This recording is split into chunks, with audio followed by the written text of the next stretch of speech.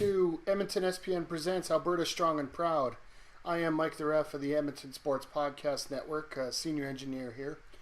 Normally on these Edmonton SPN Presents shows, we go straight to the venue and straight to the matches here. But this show is very special to everybody here at the network and to everybody here for RCW. This show was a special tribute to the evacuees and the first responders of the Fort McMurray wildfires that have engulfed not only Fort McMurray, but a great part of northern Alberta and northern Saskatchewan. Now, just to let you know, at the show, they raised over $800 towards the Canadian Red Cross, and I'm hoping that you guys can help out with that as well. As you can see right below here, I have the website there, redcross.ca. Donate what you can, give them a help out. All the money for this goes towards helping people get back up on their feet after such a great tragedy. Great as in big, of course.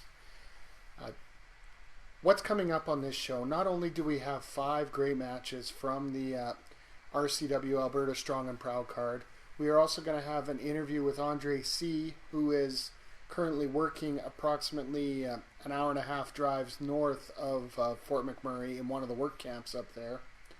As well as prior to our main event, we are going to have a half-hour interview with the Fuderation Podcast.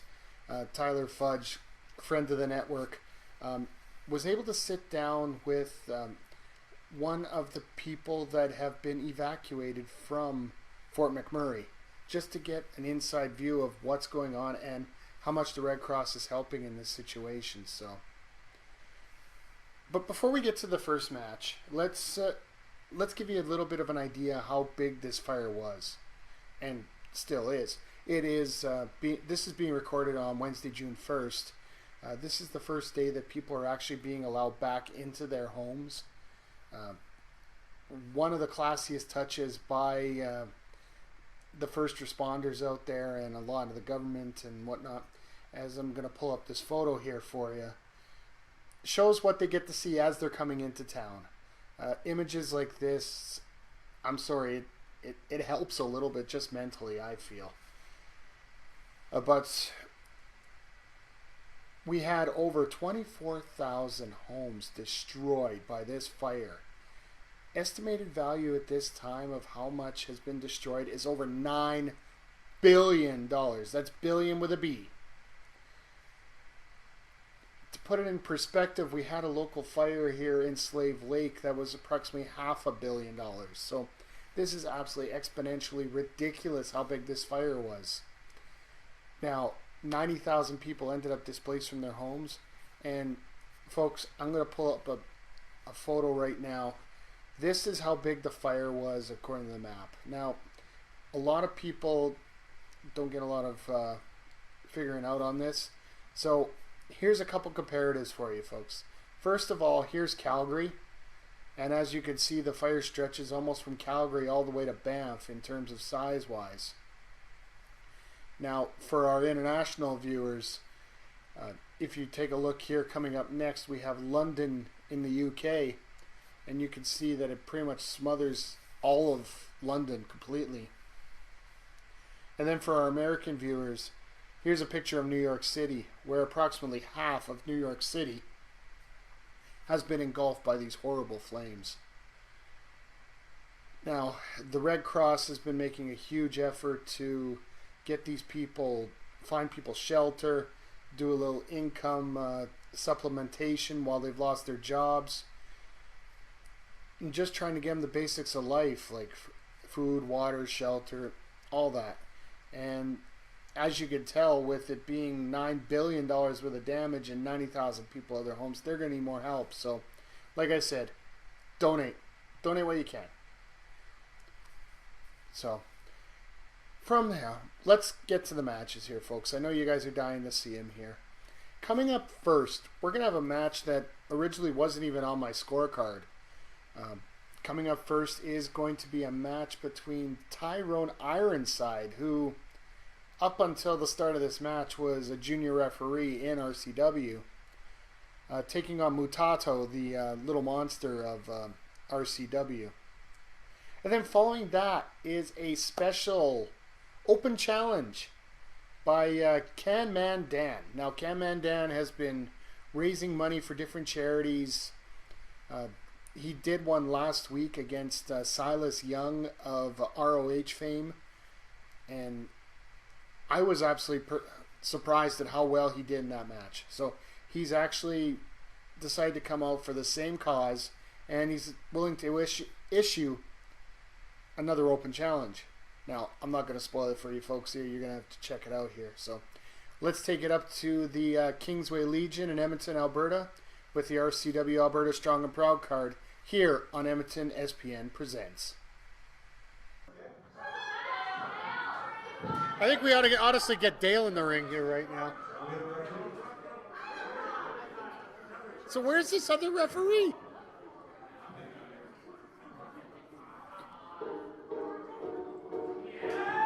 Really? I thought we left this guy at the border and never let him back in.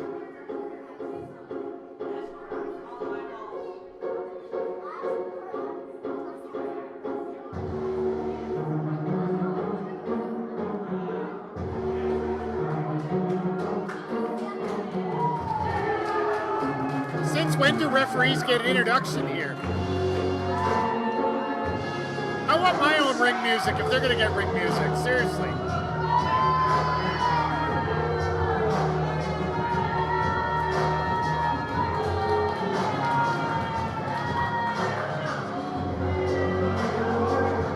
Now, folks, this is supposed to be a great match coming up.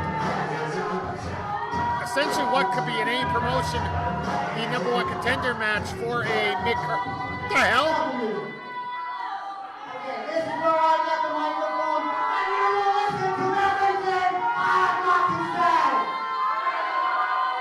As much as I...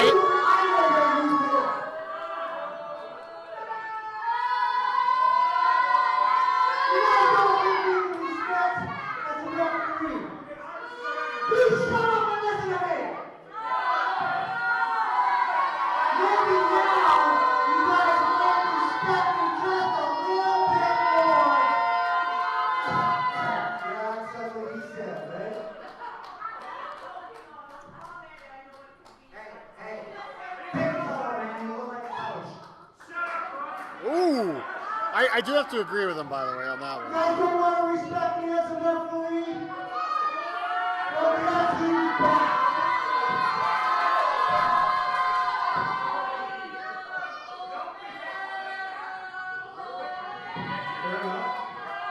Introducing our first opponent.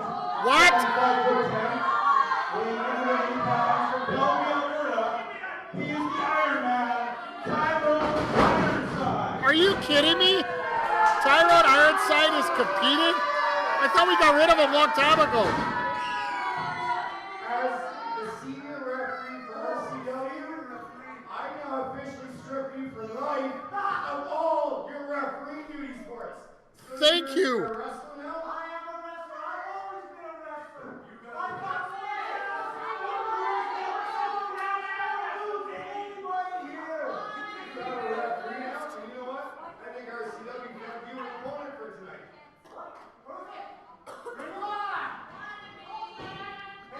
I'm glad that senior referee managed to take my advice and take a little initiative here. At least he's got an opponent I like. Folks, if you want to teach a guy respect, this is the guy you put him in with. RCW's resident little monster, Mutato. This guy will absolutely rip you apart if you're not ready.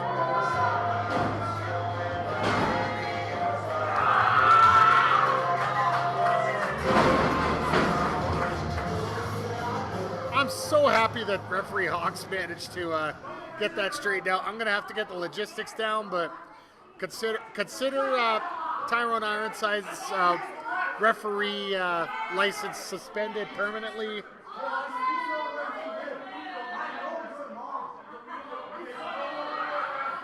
Yeah, I'm glad he's got the fan club going here right now.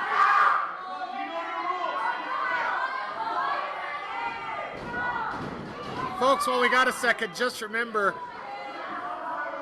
to send in your donations to redcross.ca, or else you can text FIRES to 30333 to have money donated directly to your bill, to your phone bill.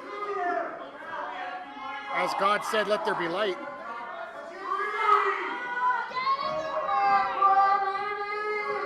All right, here we go. Looks like we got both guys in the ring.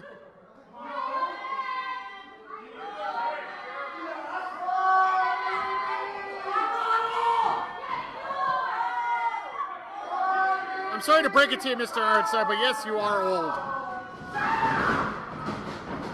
And there's that scream we all love.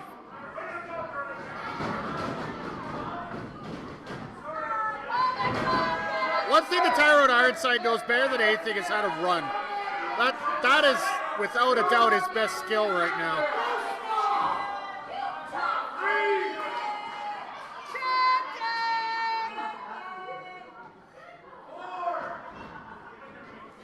Referee Hawks got the count here.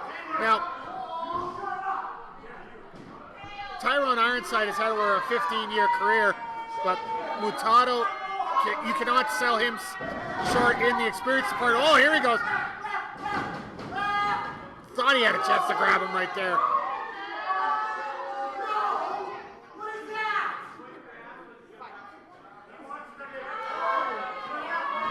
Looks like Ironside might be actually ready to start a match here.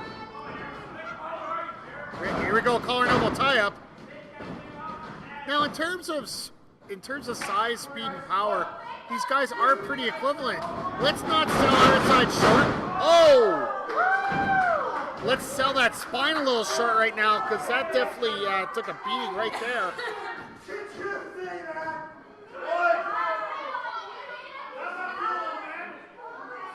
The one thing about Tyrone Ironside more than anything, he does know how to talk to the crowd and knows how to take advantage of that 10 count.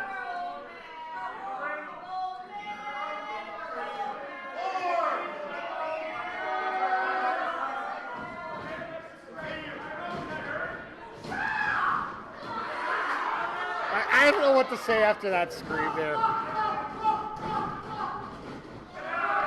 Oh, here we go, a little noogie action here. There's Mutato's got him his side headlock under control here, off the ropes. Big shoulder block tackle. Uh-oh. There goes the do-rag.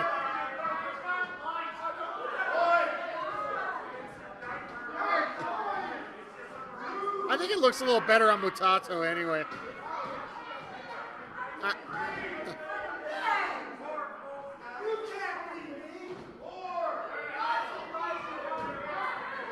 Oh! That is not a place I want. He actually grabbed it.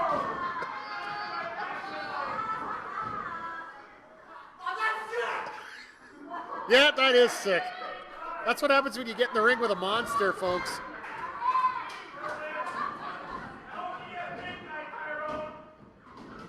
All right, here we go. Can we get down to wrestling now? Jeez. We're going to collar and elbow tie-up. Ironside controlling the arm. This man has a lot of technical ability, so you can't take that away from him. But that ring rust is coming off real quick right now. Uh-oh, going up for a second. Nice suplex there. Down for the cover, 1, 2. Just a 2 count there. Referee, oh! There's a jaw jacker for you. Got him set up here. What's he got? Oh, boot right to the face. Got him rolled over. What? Oh, get off the eyes here.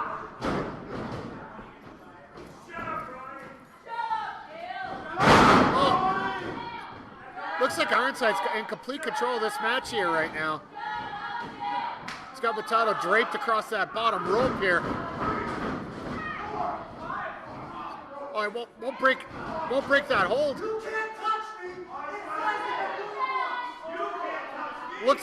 Looks like we gotta work on those rule books there. Oh, now he's moving to the second rope. Comes off the ropes. Oh! Drapes those legs right across the throat. Looks like Ironside still making fans in the audience here. A little bit of fight on the Mutato, but oh! Never knew he had it in him to get that slam in. Up to the second rope. Oh, he got the leg drop. This could be all over.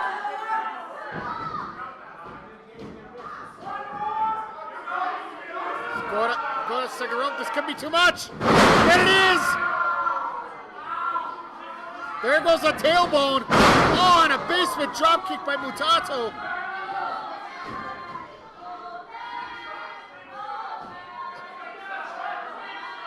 What's it? Uh-oh. This can't be good. It's going to hang on. Oh, Hangman right on that bottom rope.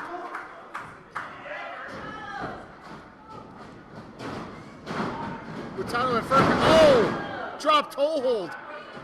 Very smart move by the veteran there. And those short leg drops. They're not only quick, they're sudden here.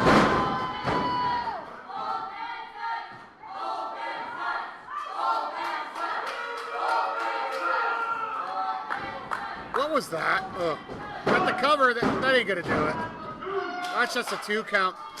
You showboat with the audience too much. Regardless if you hang on to the leg there, ain't gonna help. But this will help. Knee right in the middle of the back and pulling on that chin lock there. Mutato's got to try and turn the tides of this match here.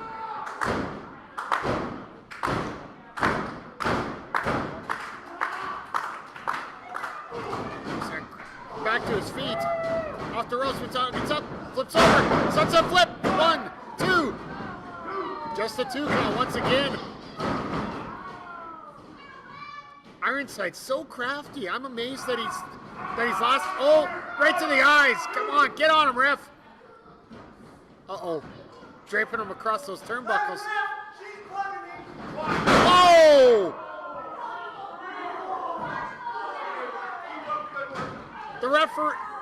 The referee fell for that. Might have to take the senior referee status back here. 1, 2. Just a 2 count.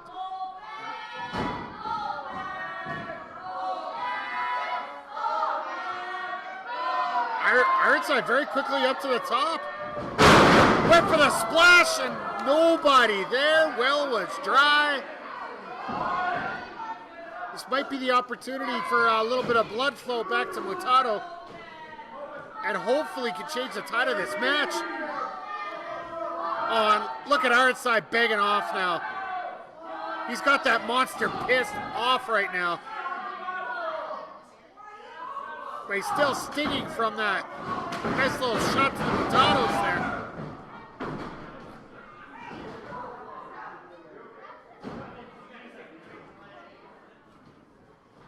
Off the rope. Nice clothesline. Trying to get a little bit of momentum here. Seems to be working. Oh! Exploder clothesline. Turns Ironside inside out, but what the? Once again. All right. Steven Styles and Mutato have been going at each other for what the? Ironside hooks him up. 1, 2. No! No, not this way. Really? Once again, these damn it, Styles, damn it. No, not this, no! Oh my goodness! That's gotta be 750 pounds coming down on his chest there. He did have an extra burger today, did Cujo. Oh, what the hell? Looks like Styles and Cujo are just going into business for themselves here. He's got him. The heck? No way. No! Another splash right to the chest. Once again, these dogs of war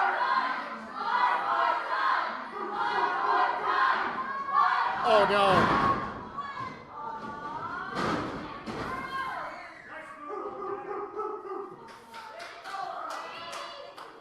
The heck was this? That nutcase, Steven Styles and Cujo, they just think they can run this show wherever way they want? This can't be the end for this. I swear Mutato's got to get some revenge here on these two.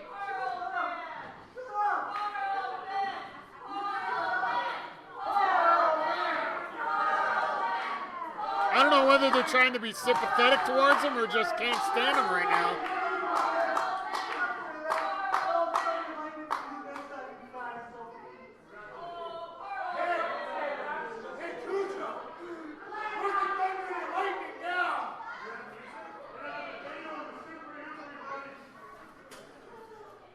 Yeah, folks, I don't know what to make of that here.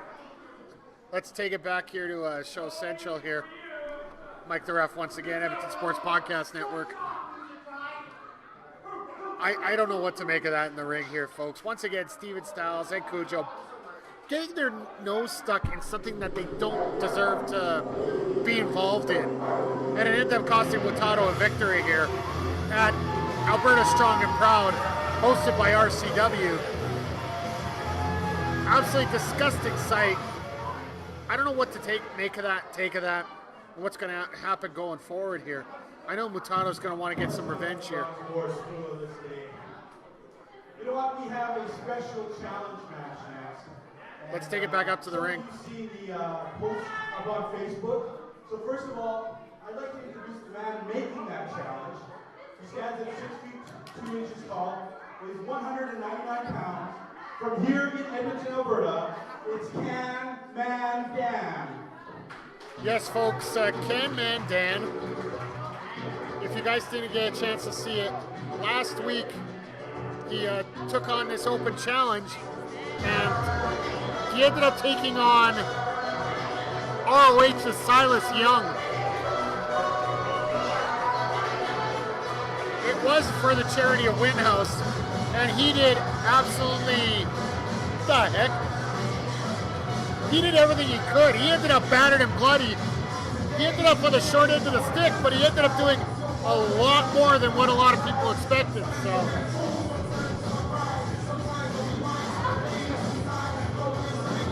but what's he? Weapons?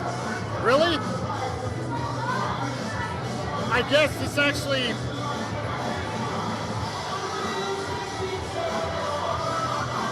I'm sorry, I think this might be a little bit more than he can chew here. All that, I see you brought out an assortment of weapons. The challenge tonight that you sent out was to anyone in the back locker, and I believe a no-holds-barred street fight.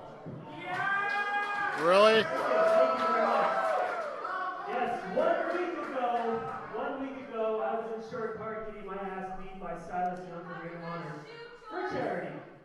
And now I'm back here again for RCW, and we're doing it for Fort Mac, a great cause, so many people displaced, and so many people that could use your help, and we're all gathered here today to help out. So Fort, Alberta Strong, we got this, guys. Thank you for coming out. So yes, Mr. Announcer, I have issued another match to raise money for charity, this time for Fort Mac. Thank you, sir. At this time, it's going to be, because I'm feeling a little bit crazy today. It's Sunday, it's the Lord's Day, and I'm glad that I guess you could say whole Sunday's school projects. So let's do a hardcore match. Anybody back there who thinks they can beat me, I'm up for the challenge. It's for charity, it's for a good cause, and let's go. He's actually challenged for a hardcore match. I'm not both before the guy gets here. I'm not getting involved in this match, but whoever is answering this challenge, come on up.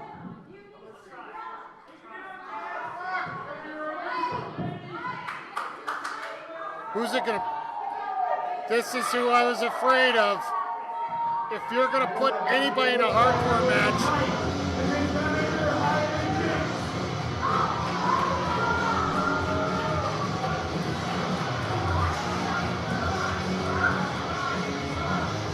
this is the one man you do not want to be involved with in this kind of matchup. He is so in tune with these weapons. the Crazy Man Knight with Hailey Jinx and that mannequin head. Oh my goodness.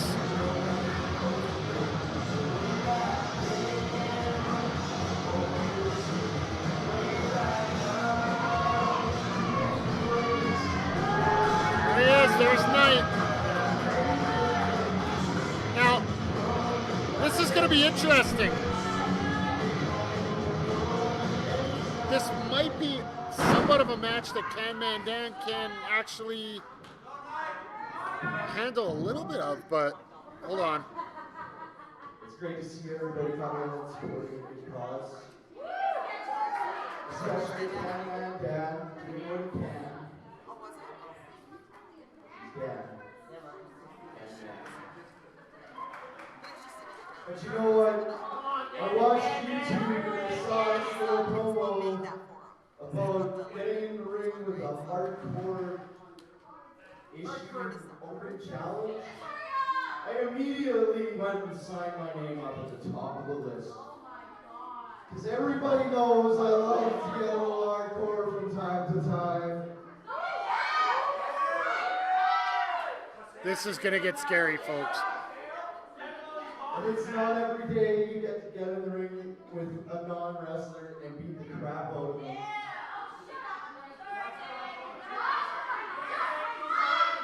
Okay. What's up, little girl? Go wrestle. All right, is this going to be a wrestling match or is this going to be a fight? I don't know what.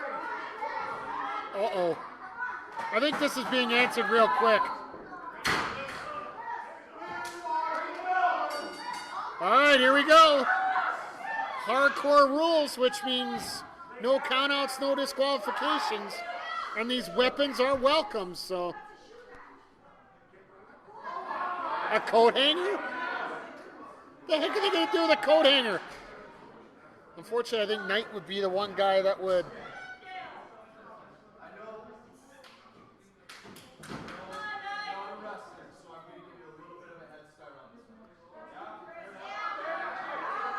Going to give him a head start. That's rather generous.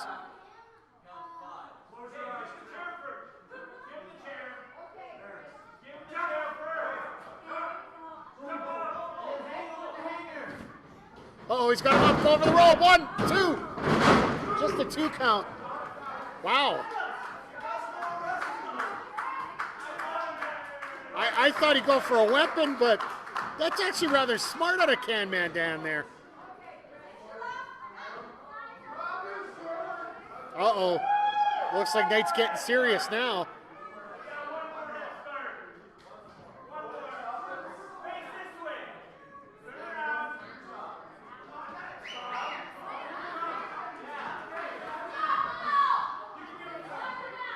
It's going to give him one chop here. Folks, I saw these chops last week. I don't know if Knight knows what he's getting himself into here.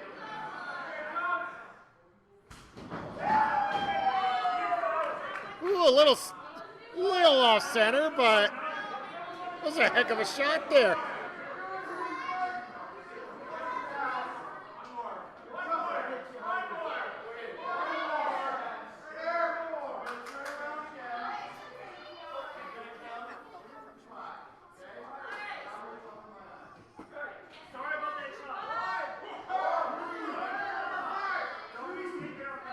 Uh-oh.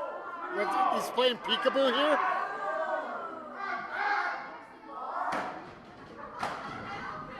Well, it's like garbage can lid. Now this is more what I expected. Whoa. Got him down. 1, 2. Even the fans don't like it. Uh-oh. Oh.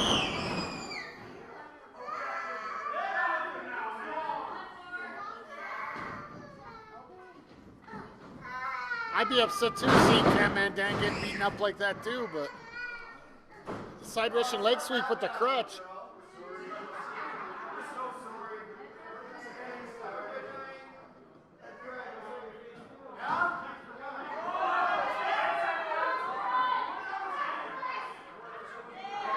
That was interesting, folks, but oh, looks like we got a bit of a dunce hat here. Swing, bada, swing. Just a plastic tray, but with that cone stuck to your head, that's going to jar your neck right there. Now, what's he going to do with the hanger? No, he's digging that tip right into Cam Mandan's head. Is that going to cut? He's not a wrestler, folks. Remember that. He just wants to fight for the people right now. He's fighting for these evacuees. He's fighting for the first responders. And Knight's not showing him any mercy right now as we take it around ringside here. Uh-oh. Looks like we found chair number 2. Oh. Uh-oh. Steel chair in hand. This can't be good. Oh, right in the back. Oh. As they whip the chair back in the ring here.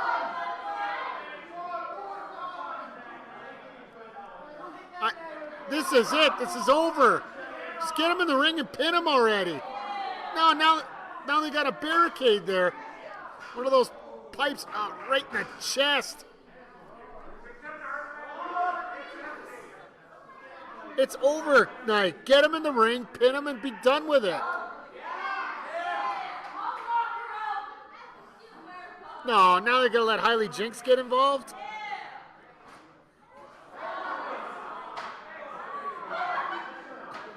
Well, they might sting a little bit, but for everything else that happened,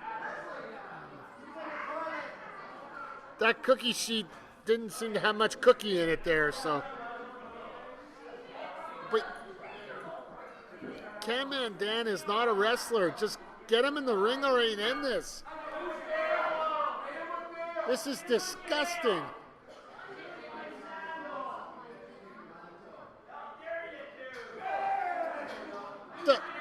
Using a fan's boot there. Well, I'm glad to see Knight still has one fan in this crowd. This crowd just... Uh-oh. What the heck? Where's he going now? He's got a ladder. This... Cam Mandan has to seriously think about getting out of here under any means necessary. Now I know why Scott Justice ran out during the Maria Washington show here last month. Literally got in his car and took off.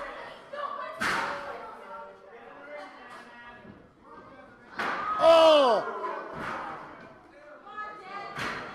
Another shot right to the back of that chair. Folks, this is getting hard to watch here right now. Oh! Enough, Knight! Enough!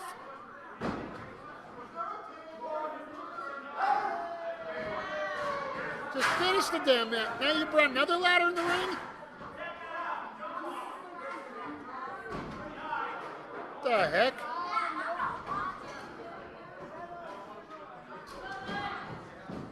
No, this can't be good. What's he doing? Is he going to suplex him off the ladder? No, that ain't going to happen. Oh! Beautiful reversal there by Cam Mandan. I never knew he had it in him. He had some flight, but oh, he got the cover 1, 2. Wow, there's a 2 count. Honestly, I didn't think Cam Mandan had it in him, but oh.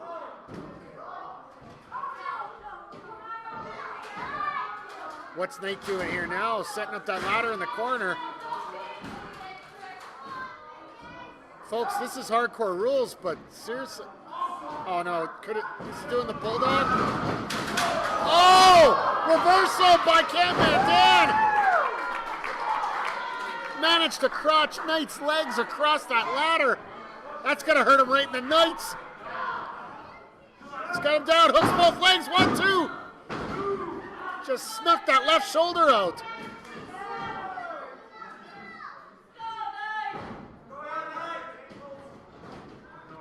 Got him across. Oh, right in the ladder.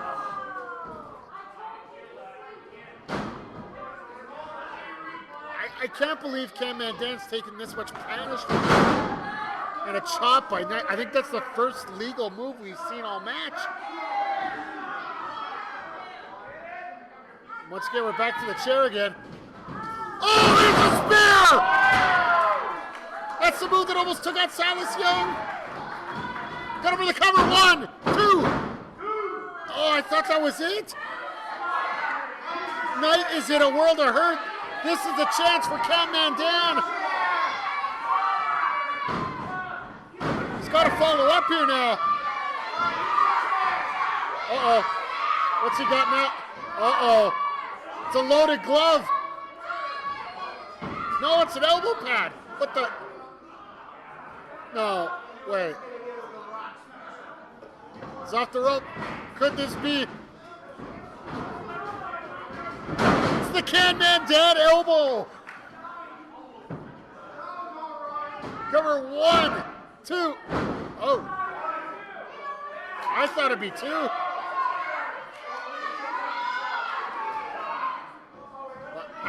Yeah, it looks like it'll only be 1. Oh, what's he doing now? Looks like he's setting up for a downward spiral. Oh, he's got rock bottom! Uranagi, takedown, 1, 2. Just a 2 count. Looks like he's picked up a certain moveset at this point. I'm really surprised. Whoa! That'll stop any momentum in a hurry. Along with your ability to breathe. Once again, he's got Cam Mandan in the corner here. Uh-oh. Legs are wide open. This is not... Uh-oh. What's Knight doing now? Is he... No way. Toaster coast like butter and toast! And the thing that's buttered and toast is the ribs of Cam Mandan. Just pin the guy. Oh my goodness. What's he doing now? He's going up. He's got the ladder. What is Knight up to?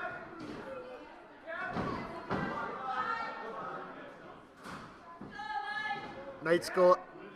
Uh-oh. He's gone up to the top. Oh, big splash over the ladder. Just pin the poor man. That's got to be it. 1, 2. What? What? Are you kidding me? There is no way Cam Mandan should be kicking out of any of this right now. This has got to be pure adrenaline. I can't say it's instinct because he's not a wrestler. Folks, I'm going to tell you right now, don't try this at home whatsoever. Knight setting up 4 chairs. What? This is absolutely brutal. What's he? Uh-oh. He's got him laid out on those chairs. What's he going to do? Oh! Oh! Oh! Oh! Oh! Oh! Oh! I think they heard that in Fort McMurray themselves right now. Ow! Uh-oh, what's he doing? What's Knight doing? He's going up to the top? Oh, he went for a somersault senton! And Knight crashed and burned. Cam Mandan, I think just out of pure I don't want to die instincts, got out of that. Got out of the way, and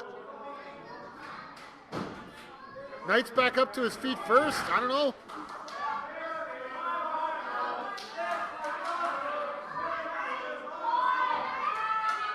No! Enough, Knight. Enough. So what's he doing now? Going up to the...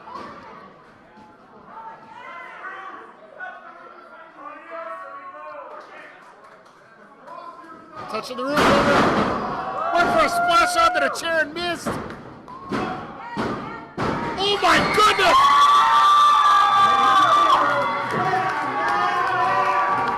Did we see what I thought we saw there?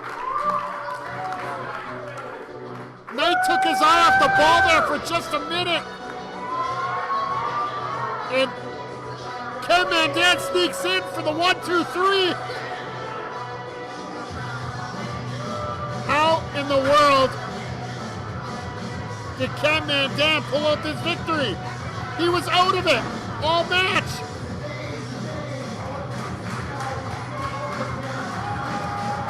Folks, we got to give it up to Ken Mandan here. Awesome display here. Simple testicular fortitude in this match. All right, folks, I don't know what to say here, but wow. The effort put in by Ken Mandan to take on a guy like Knight, one of the most sadistic wrestlers in RCW when taunted. It just floors me to the fact that he was able to survive the way that he did and pull out a hard-earned victory over Knight, all in the effort to raise funds for the Canadian Red Cross here. So, and then of course the first match, Dogs of War once again get involved in such a classy event. It just goes to show you what being unclassy is all about at a classy event, but we'll leave it there. Now, coming up next, I had a chance to interview Andre C. from Wrestling Clarity, also on the Edmonton Sports Podcast Network. He actually works at a work camp just outside of Fort MacKay, which is approximately 90 minutes north of Fort McMurray. His camp was one of the sites that actually took in evacuees following the evacuation order of Fort McMurray. So when people couldn't head south on the major highway, they had to go north, and they ended up in some of these camps. So Andre C. got a chance to see it firsthand. So let's take it to the interview now with Andre C. here on Edmonton SPN Presents. All right, folks, I'm back here, and I got a very special guest with me, as you can see in... Oh, I guess it's that way in the picture. Want to welcome the mysterious man of Edmonton SPN, Andre C., who is... you say you're about 90 minutes north of the fire there, Andre, or where the fire was? Where the fire was, I was about 90 minutes north. Yeah, about an hour and a half or so.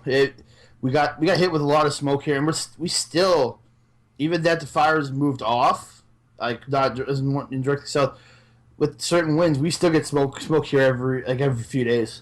Yeah, that's got to be tough. So, tell me what you see right now, what's going on up there with the whole devastation. Have you passed by it? Have you actually had a chance to drive by it at all, or anything like that?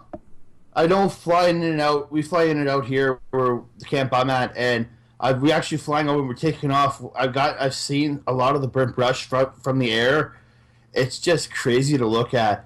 Like, I haven't seen Fort Mac, but I've seen like a lot of the burnt brush and everything. It's just like, I remember I've flown over to come up here how many times over the years, and to see it just burnt out like that, that's insane to me. Wow, yeah, I could just imagine. And you were talking about some families that were staying at your camp due to the fires and whatnot. Well, yeah, when all the fires happened and the mandatory evacuation happened from Fort McMurray, and there was a lot of surrounding towns that got hit too. It's not just Fort McMurray. A lot of surrounding small little towns. There's a bunch of small little towns that got burnt up completely. Like Fort McMurray is lucky. They lost. Like, I don't say lucky in a sense, but like it could have been a lot worse. They only lost about 10% of the city.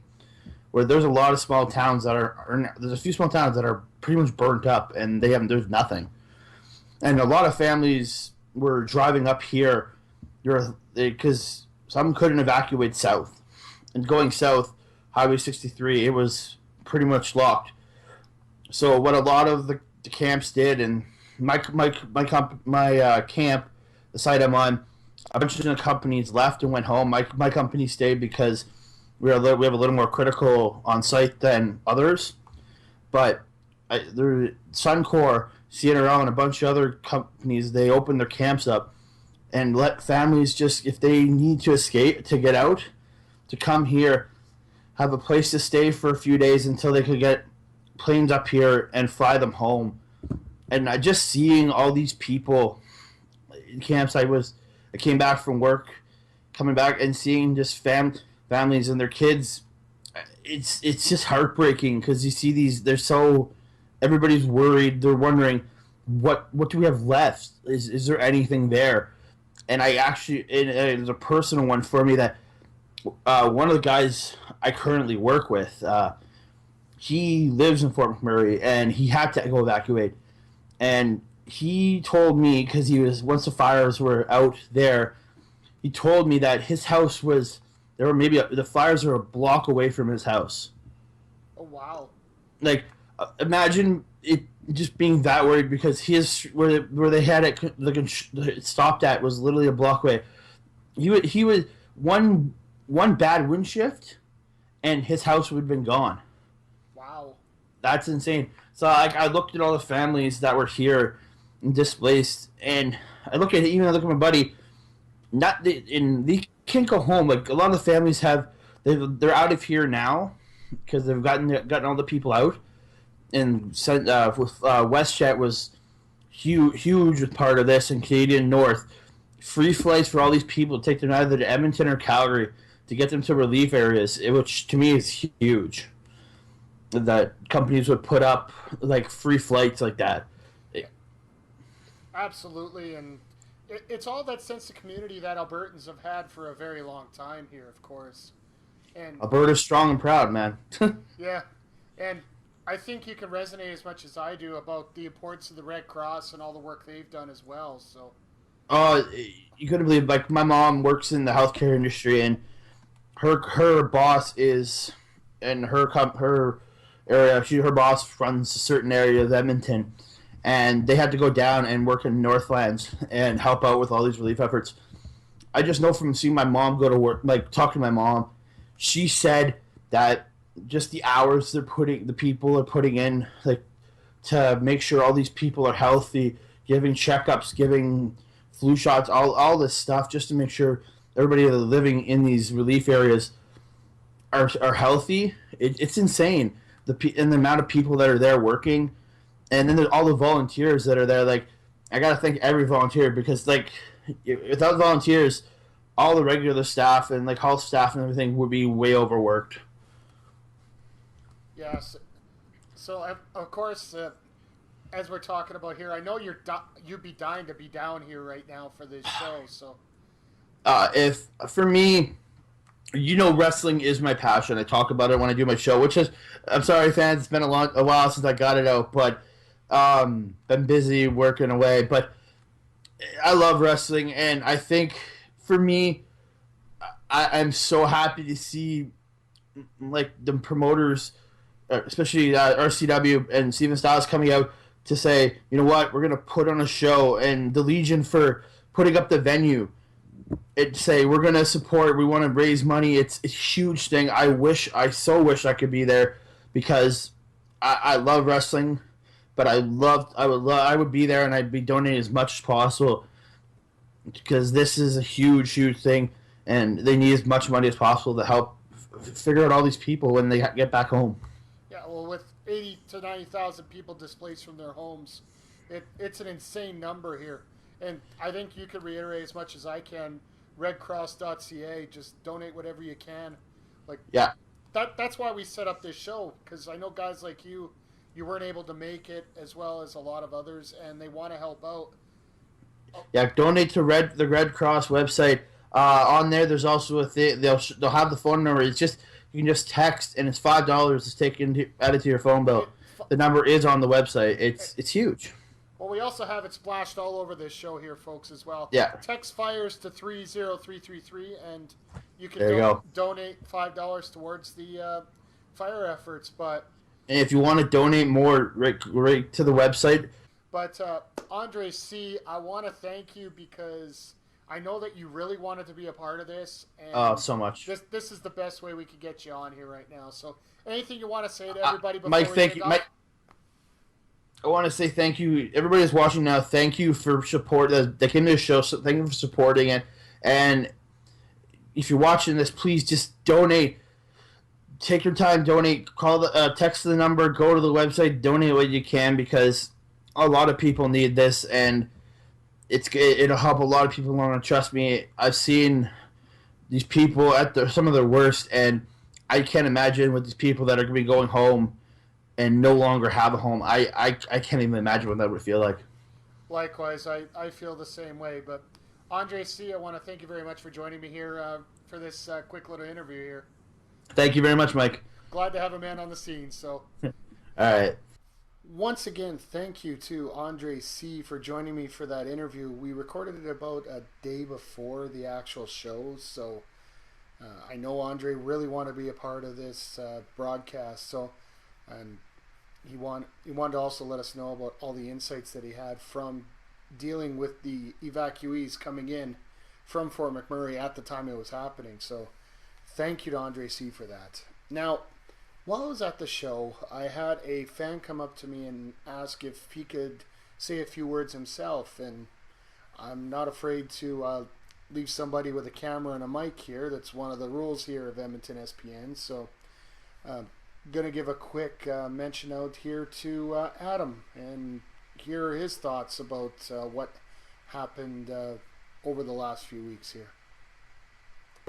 Well, Fort Mac, bless Fort Mac. I have a lot of friends that live up there in Alberta, so all I can say is it's really good that we're doing stuff like this, the community's doing stuff like this, raising money for the terrible things that are happening up there. But I'm absolutely 100% sure that Fort Mac and the rest of the stuff that's burning right now is going to come back stronger than ever. So just keep on fighting, guys. Get that fire fought. Thanks, Adam. Appreciate it. Now, let's get to some more matches, folks. Our next match is going to be two competitors from a rival promotion. Yes, folks, this show, we try to extend it beyond just one promotion here. And the Canadian Wrestling Coalition, based out of Central Alberta, had two athletes come up to compete in a match. Coming up first is going to be Jude Dawkins.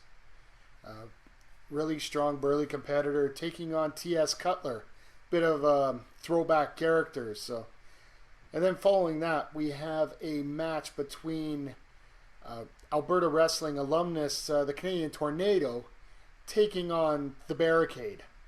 Now, the way the Barricade's been lately, I do not want to cross the Barricade no matter what, because it looks like he might fall over and run me over or something to that effect. So, anyway, let's get to the matches here. First, Jude Dawkins and T.S. Cutler, followed by the Canadian Tornado and Barricade here on Edmonton SPN Presents Alberta Strong and Proud. He is standing 6 feet tall, weighing 240 pounds. Hey, Jude, Abbey Road, Jude Dawkins. Yes, folks, right off the bat here, we got a interesting match involving a couple wrestlers from the Canadian Wrestling Coalition, CWC, based out of Red Deer.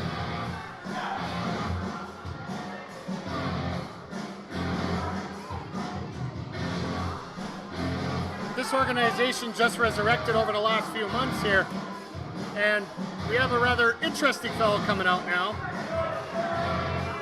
You didn't catch the name from T. James Loken, it is Jude Dawkins.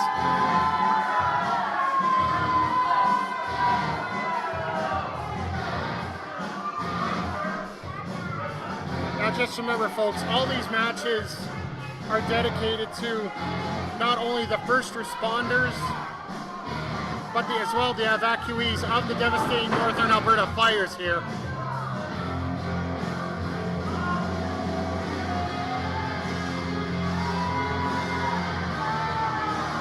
Well, it looks like he's not winning over the crowd very well, but... Standing at 6'1", weighing 213 pounds, from Sylvan Lake, Alberta, he is T.S. Cutler.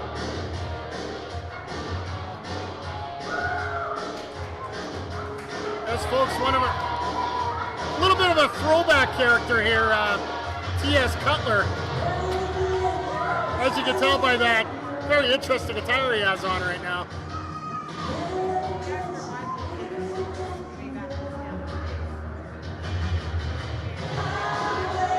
And once again, folks, I want to remind everybody here that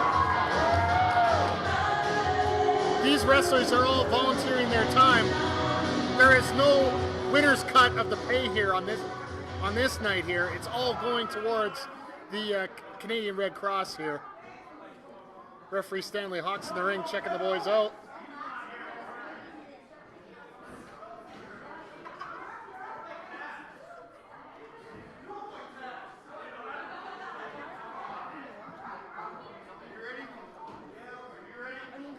All right, looks like we're ready to go. There's the bell, and here we go, right off the bat. This looks like a very interesting matchup. These are two of the top competitors in CWC right now. Show of friendship here. Oh, you knew that was gonna last. It just something about men in beards like that just doesn't jive a whole lot. Oh. Look at that power there. Look at that power by Dawkins. Takes him over the gut wrench suplex.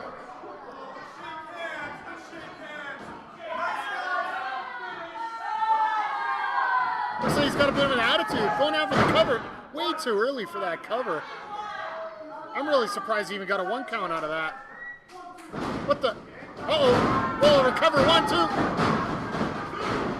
2. Looks like that count.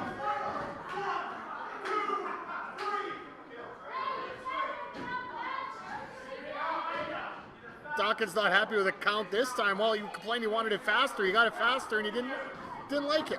I don't know. Looks like they're gonna try this up again. Collar and elbow tie up in that side headlock. Coming off the ropes. Oh, big shoulder tackle there.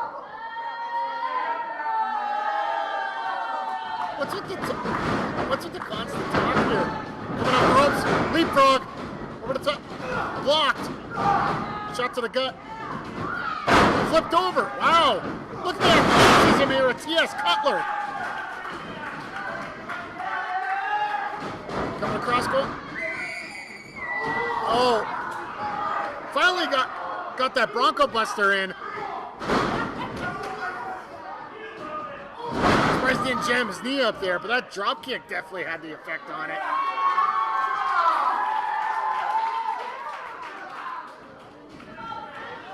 Once again, we're here at Alberta Strong. There's the cover 1, 2. There's a 2 count. Counts a little slow there. Well, compared to the last one, I don't really blame him, but.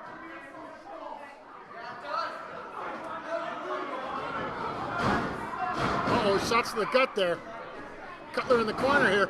Shots to the face. Oh, look at those hard forearms right to the chest there.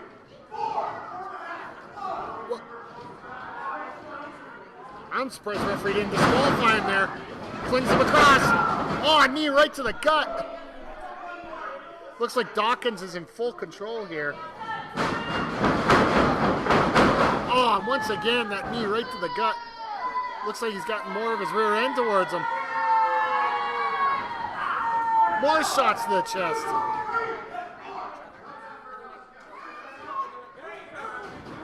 Oh, referee is exerting his authority there. Oh! Knee right to the face.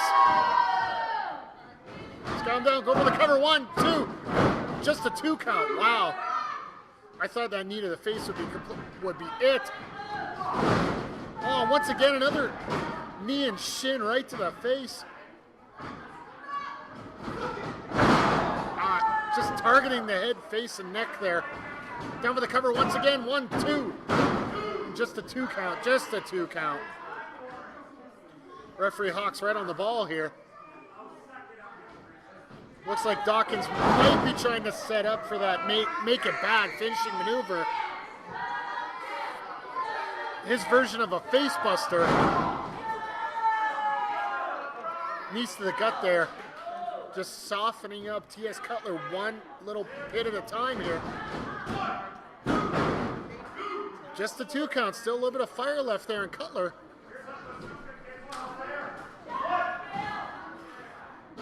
Cutler back up to his feet, but that might not be the best place for him right now. Uh-oh, what's he got here? Oh, beautiful takeover there. Coming off the ropes. Double axe knocks him down. Look, he got another one. Coming off the ropes. Spring across. Another double axe right to the chest. Looks like he might be setting up for his finish here. His version of the rocker dropper. Oh, stinger splash in the corner. Takes him all the way outside. Looking for a little fan support. Never hurts to get a little bit of love. Are we going for it again? Oh, got Kaya in with that knee right in the face. Took a little bit too much time showboating with the fans there. That's got to be it. Dawkins with a cover. Wow, just the two again.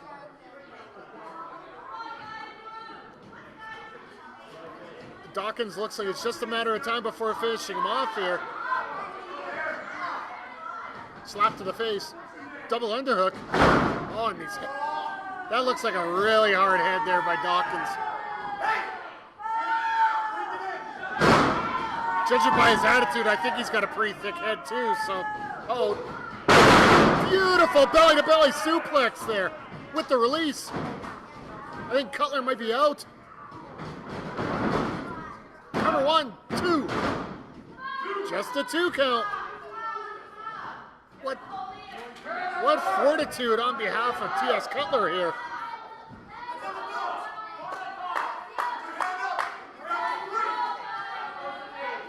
Oh, looks like you got one guy in the crowd, 2 guys in the crowd. I think it's 3. Edmonton SPN Ref of the Year, Stanley Hawks is right on the ball though. We're on the same page.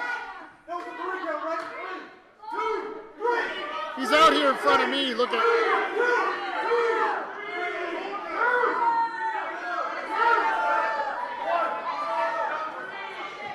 I would have counted to 10 personally there, but that's just me. You know, shot to the chest right there. He does like his sneak attacks. Oh, this is make it bad. He's trying to set it up. Off the ropes. Tornado DDT! What a fantastic recovery here. Coming off the ropes, setting up for it. There's his rocker dropper. That's it. Mail it in. You can count to 50 here. 1, 2, 3. And there you are.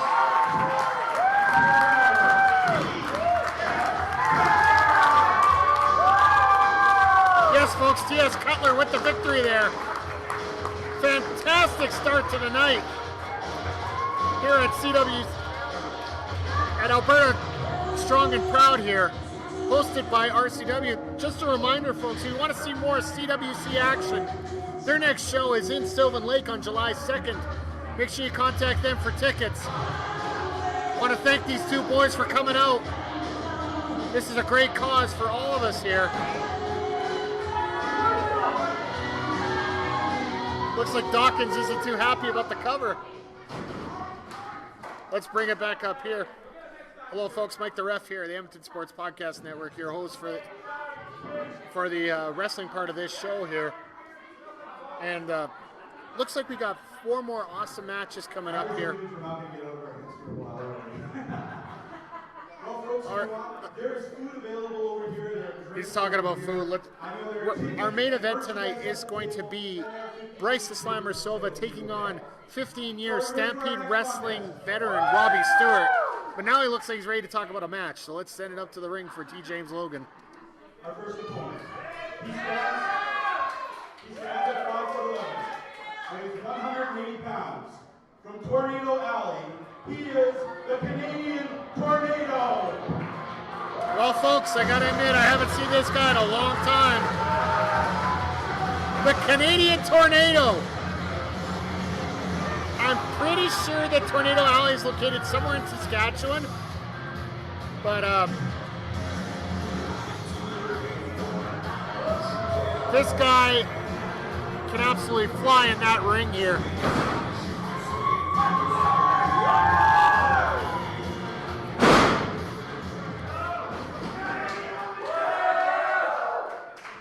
say this right now, his opponent does not. Weighing 400 pounds from the Trans-Canada Highway, he is Barricade. For some reason, I haven't seen this guy falling all over the highway the way these winds have been lately.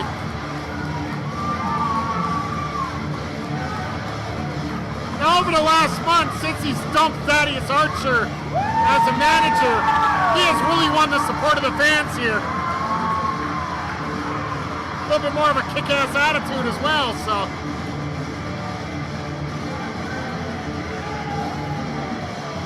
This is going to be a very interesting matchup. Your prototypical speed versus power. But I don't know. I don't know if Canadian Tornado can put enough gusto in the wind there to take down this Barricade. Could this actually be a sighting of the Barricade fan club?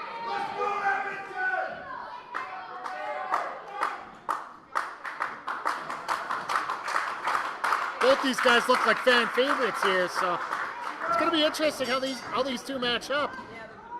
Oh, show of respect between the both. Very impressed. Oh, there's a goal behind. I don't know how effective this is going to be. Oh, as I expected there. There is no way he's going to... I think Barricade summed that up well enough himself there. Tornado's going to have to stick and move, and Collar Noble top. This cannot turn out good. Oh, once again. What the hell is this? We're getting interrupted by... What? That's Steven Styles, Billy Bone Crusher, and Cujo, the Dogs of War. What in the world? It's just the Dogs of War reuniting once again? The heck? Looks like Billy's trying to get in the ring here. We're in the middle of a match here right now. What the heck is going on? Well. Somebody gave Steven Styles a mic. See, Moses Luke isn't here. So me and Cujo went and we brought back my original top pound member, the Bone Crusher. Yeah. Let me ask you this one question right now. Do you want to see us put Barricade and Canadian Tornado, collectively known as Monkey Puppy Babies, and put them out of business? You want to see that? No, we want to see the match that's supposed to happen. Me and Bone Crusher are going to have some fun. Well, I guess we got a tag match out of this now, folks. I really got to talk to the RCW head office about this. Oh, and there's the bell. And there's the bell, yep. Here we go. So we got the Bone Crusher teaming up with Steven Styles, the reunion of the Dogs of War. Taking on Barricade, the Canadian Tornado.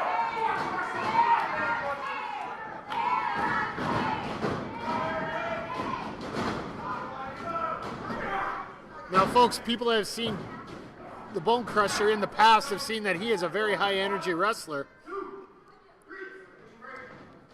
Clean break there by the Barricade.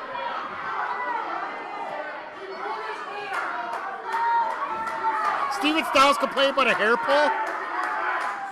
I think there's 4 hairs between the two of them. So I don't know.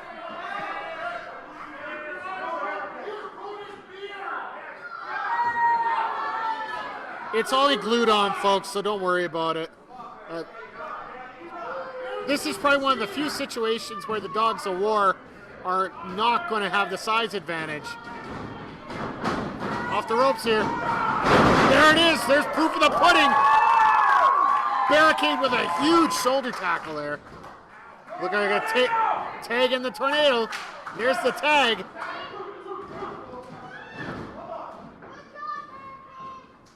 Canadian Tornado is going to have to still stick and move because both these guys are still bigger than him.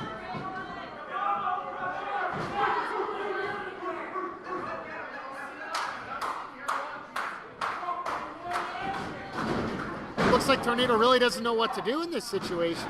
A little off center with guy. He should be somewhat comparable in strength here, so. Once again, laying the beat down here. And there's the tag. Here comes Steven Styles. Now this attitude from Styles has changed since he lost those tag team titles at the anniversary show. Oh, big leg drop there by Styles. Now look at this cover. There is no way you're going to get anybody down with that kind of...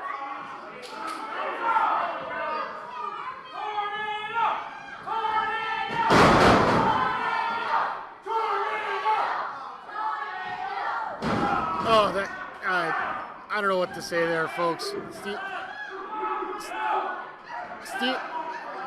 Steven Styles just playing with that Tornado right now. Barricade trying to get the ring after the cheap shot here. And there's a nice illegal tag. And switch it up. Referee must have missed the tag. I don't blame him at this point. Nice suplex there by the Bone Crusher. We haven't seen him in the ring in years here. Just goes to show the dedication here, dedicating to the fans and to all the people here that are celebrating and supporting the evacuees and the first responders of the Northern Alberta. Oh, what the? I'm trying to see something nice here. There goes Billy right to the face. Ugh.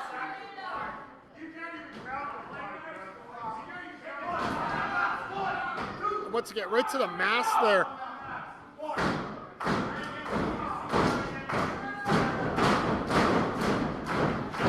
Looks like Barricade's trying to get the whole place to tremble. Probably could do that on his own, but whoa. That was a little off center there. There's the tag into Steven Styles. A little bit of ring rust there on Bone Crusher, looks like. Beautiful butterfly suplex there. There's no ring rust on that. 1, 2. Just the 2 count there. Didn't hook the leg. But Steven Styles in firm control here. Even without his regular TNT partner, Moses Luke. Oh, look at that drop kick! There goes the separation there, but unfortunately, Bone Crusher ended up getting the tag right from Styles. That drop kick ended up in the wrong spot. Uh-oh. Oh! Come on, ref. That looked a little low there.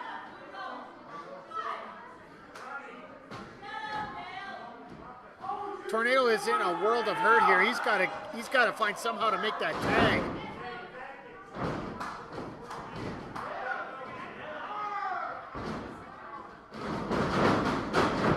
Oh, look at that clothesline!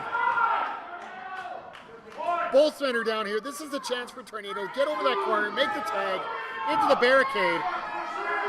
You get the barricade in this match, this could be an absolute game changer. You gotta be careful what that Cujo's sulking around at ringside too, so. Can he get it? There's the tag to the barricade! There's the tag to Styles! We got some square tonnage in that ring, folks, right now. The barricade is a house of fire. Hey, wait a sec. The hell, Cujo there, picking the ankle. Oh! Barricade gets suckered into that ring post by Cujo. Dang it, we gotta get him away from ringside somehow. What the heck? Oh! Avalanche splash! Looks like it's going up to the second rope. Is this gonna be that giant splash? Oh! Doggy bomb there! There's a 3 count. Absolutely disgusting. Once again, the Dogs of War, just no matter what version you got, they just show up and just absolutely rip everybody apart. Even in a special show like this. absolutely disgusting if you ask me, folks, but... And once again, the dogs of war come back and run right over everybody. They lost their tag belts, they're pissed off, I understand, but never mind. Great to see Bone Crusher back, though. Before we continue on, folks, I just want to remind everybody, donate to the relief effort at www.redcross.ca. A great company, great setup, and willing to help all these people out. Now, speaking of helping these people out, I actually had another podcast willing to come up and help me out. So, coming up next, my friends down at the Fuderation Podcast. Great podcast, guys. If you get a chance to listen to them, please do. They do retro SmackDown episodes. They cover Lucha Underground at times. Actually, I was a guest on one of the Lucha Underground episodes. Tyler had a chance to sit down with Adam Alcock, who was evacuated from Fort McMurray. And basically he's up at Grand Prairie right now just trying to piece everything together while they get everybody sorted out and back up to living a normal life, as simply as it's put there. Folks, just to let you know, this will be an audio interview, so I am going to try and throw some slides in during the broadcast here. So, but here is the Fuderation interview with Adam Alcock here on Edmonton SPN Presents.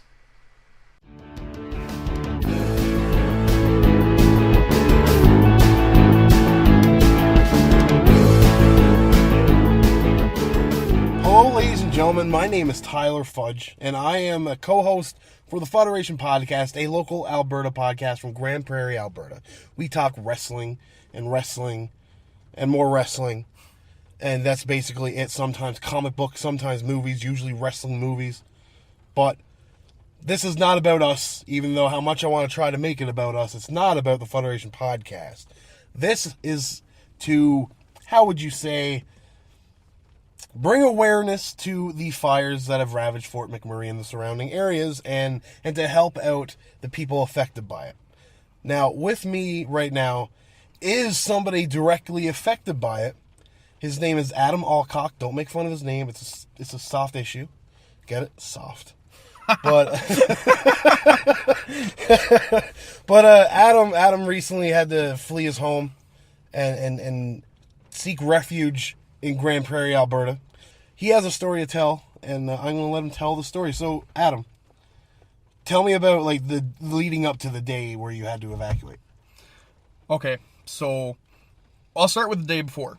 So the day before, we got prepared to leave because it was basically raining hash and soot and everything onto our houses and stuff. So we packed some bags. Just the bare essentials, just in case we had to leave right away. So that night they said that the fire had moved away. I'm not quite sure if we were on voluntary evacuation or not. It was just, there was a lot of conflicting information at the time, right? I can imagine, especially with social media. Yeah. Everything's just so fucking... Yeah, everyone had an opinion on what was actually going on. Yeah. Right? So not to sidetrack. Yeah. Can you imagine if social media was around 9/11? Oh my God, it would have been a disaster. Holy fucking shit. Yeah, it would have been a disaster, yeah. Well, the phone lines were tied up enough as they were. Like, the apocalypse would have been happening, for sure. That's the four horsemen, not the rest of the four horsemen, the apocalyptic four horsemen. Someone would have seen beyond the fire. Yeah, someone would have seen pestilence going through the sky. For sure, yeah. That would have been, and it would have been proven. Yeah. Because Photoshop, right? Someone would have had a picture of it. Yeah. Yeah, no, you're exactly right. And that was a lot of issue with a lot of people. We just didn't know who exactly to listen to. Yeah, right? yeah. So we erred on the side of caution a little, right? So the next morning, woke up and we thought that we were a little safer at this point. We couldn't see the smoke billowing up behind the house because we lived in Beacon Hill, which was one of the subdivisions of Fort McMurray that was closer to the fire. Yes. It was right next to the first place to be evacuated, which was Centennial Trailer Park. Okay. So, woke up the next day, went outside, there was no smoke. So, we thought we were fairly safe. And about 2 o'clock, I went outside for a cigarette. And same thing, right? Clear skies, no smoke. Went back downstairs. My wife went outside a few minutes later. And let's not mention that you got married a mere 3 weeks before. Yeah, I know, right? Yeah. Oh, at least we did it before. Yeah, I guess. Right? So. At least we got that out of the way. But yeah, so the wife went outside and she came in and she asked me. She's like, "Did you see all the smoke when you were outside?" I'm like, "There's no smoke outside. Like, you're a crazy person." I was just smoking an hour ago. Yeah, right. Did I just seeing the smoke from the lungs? Did I catch something on fire while I was out there? Like, what's going on? So I went out. And the smoke, it was the same thing as it was the day before. It was starting to get dark. The smoke was so thick, like it was covering the whole sky again. I mean, the way it used to build up, it looked almost like a bomb or something went off, right? It was crazy. So, I took a few pictures. I seen the pictures, yeah. Yeah. Went and yelled at the wife to tell her to pack my PS4. Because this was getting serious. And 5 minutes later, the landlord from upstairs, who was a friend of ours, from Newfoundland, we'd known her a long time, she called and said that some of her clients that she had in the neighborhood that lived closer to the entrance of the neighborhood, people were knocking on their doors. So we were like, okay, it's time to get out, right? Yeah. Like, let's get the bags in. So we got all the bags together. We got their bags together. Well, now, let me... Did any courtesy, government text come out to say, hey, you should leave? Well, so... Because, isn't that supposed to be a thing here in Alberta? We were checking... Alberta. Almost like America. Fuck yeah. Pew pew. So, that whole time leading up to that, we'd been checking, every half hour, checking, there was a Twitter, RMWB Twitter, that the wife was following. I don't understand Twitter. I love Twitter. Twitter's a wonderful thing. I've never used it. You can follow me at the Fuderation on Twitter. There you go. Good. I was checking on Facebook. There was a guy named Pete who was, he was the morning DJ for 93.3, I think, which was the country station. Okay. So he'd been doing a lot of updates. I don't know if he was doing updates that day, because I think he stayed up the whole night before, or something like that, doing updates and everything. But yeah, so we were checking online and stuff. But from the time that we seen the smoke turn, and then, say, it was only about 5 minutes later, we got the phone call that they were knocking on doors. At that point, we didn't check our phones anymore, right, to see what was going on. You knew. But there was no advanced warning. No. Right? No. The fire was 17 kilometers away, apparently, that night. And it turned and came at us 17 kilometers away from your subdivision? Yeah. Yeah, apparently. Why would people even bother to stay? I would have been out of there long ago. That's what I was long ago. I was telling everybody in the house, they just evacuated Centennial Park. Yeah. Centennial Park is a fucking cum shot away. Yeah, you could throw a rock and hit Centennial Park from the entrance of Beacon Hill. And I was like, you guys do realize there is no other way out of Beacon Hill. But most days of my life, no one listens. So you know that. You know how that goes. I have been the causer and seen the aftermath of no one listening to me. Yeah. Hindsight, right? Yeah. So anyway, so we never there wasn't really any warning at all, except for say some friends had called our landlord and our landlord called us. She was only 15 minutes away. She went to get gas. By the time she got gas, I had to call and tell her that she couldn't even get back into the subdivision anymore. Yeah. We didn't see her until about 2 hours later when we all met up just outside of town. Same thing with my friend. My friend was working downtown. By the time he came through, there was propane tanks exploding, tires busting on people's cars. But even so, 20 minutes, it was about 20 minutes from the time my friend called and said that they were knocking on doors till a cop car came through our neighborhood. They weren't even knocking on doors anymore. There was no time. It looked like what they were doing was every time they got to a neighborhood, they would block off the road going out of Beacon, because Beacon Hill's like a big teardrop shape. Okay. So it goes down, widens out, and then you exit on the same road again. Okay. Oh, it's a death trap. Yeah, basically. Yeah. So I know, right? It's like fucking Wedgwood over there. Yeah. Just Same a death thing. trap. Yeah. If something happens, if just you're death in trap. there, you're screwed. Yeah. So what they were doing, they were blocking off access to that road because that's the side of Beacon Hill that the fire was on that side.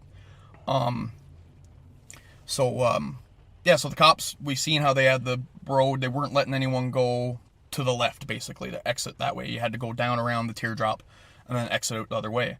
So we got on the road, and first it was single lane traffic, everybody leaving, everything was fine. Then we seen a vehicle come down. There was kind of like, there was a road there that construction had been using. Yeah. Because all the water lines were being upgraded, and they kind of had like a dirt road on the walking path kind of thing. Okay. That they were just using to get from their lay down to where they were doing the construction without blocking the roads, right? Okay, yeah. So, I get what you're saying. Yeah, so we seen someone come down that road, jump out, and tell people to start going down that dirt road, start going down the other road. Like, basically, there's only 2 lanes in Beacon Hill, and there was 3 lanes of traffic leaving Beacon Hill. But everyone was still, like, say, it was amazing. Like, everybody was so curious about it, and I never seen any fender benders. Nope. So we got up to, it was about level to where we lived in Beacon Hill, just on the completely opposite side of it. Yeah. And now you couldn't see the houses next to you anymore. There was so much smoke, you couldn't see the houses next to you anymore. And we got about another 500 feet, and then the smoke was like all around us. Everything had this orange glow to it. You could see fire wicking out through the smoke, and you knew that the houses on your right hand side were on fire. Yeah. To the left hand side of us was kind of like a green belt that they had, that it was a walking trail, and so it goes up in elevation and then drops down about double the elevation that it is at where you're on the road. Yeah. And that brings you down to the next, where the highway is. So people were driving on, we were on that because they wouldn't. Hence the Beacon Hill bit. Yeah. So there's got to be a hill somewhere. Yeah. So they wouldn't let us, we couldn't take the road out now. The road that left Beacon Hill everything was on fire. All the houses were on fire. There was fire next to the gas station, which was right next to the only exit. Once again, death trap, right? Yeah. It was just great civil planning, right? Yeah. So, and it's probably some of the best paid civil engineers in Canada. Jesus I would imagine. Let's not even talk about that. For Fort McMurray, right? Yeah. But anyway, so yeah, we get up there and we see that there's, at this point, they're saying on the radio they're pulling the cops out of Beacon Hill now. It's not even safe for the cops to be there. So this is about a half hour now. Yeah. While you guys are still trying to get out. Yeah, this is about a half hour from the phone call that we were told that they were going around knocking on doors. Everything was on fire. The grass around us was on fire. On the other side of the highway, which was, you had to cross this green belt. You had to cross 2 lanes of traffic, another big green belt on the inside, like the big ditch that they always have, right? And then another 2 lanes of traffic. All those trees are on fire now. Okay. Right? Yeah. Just from the flankers or whatever, just from the heat of it. Yeah, just combustion of it all. Yeah, because everything was so dry, yeah, too, right? Yeah. Well, it was dry all over the place. Even down here it was super dry, so. And, so they had, so we couldn't leave Beacon Hill on the road. They had to take us out over that hill, out over that bank. Yeah. Which, most people up there have trucks or SUVs.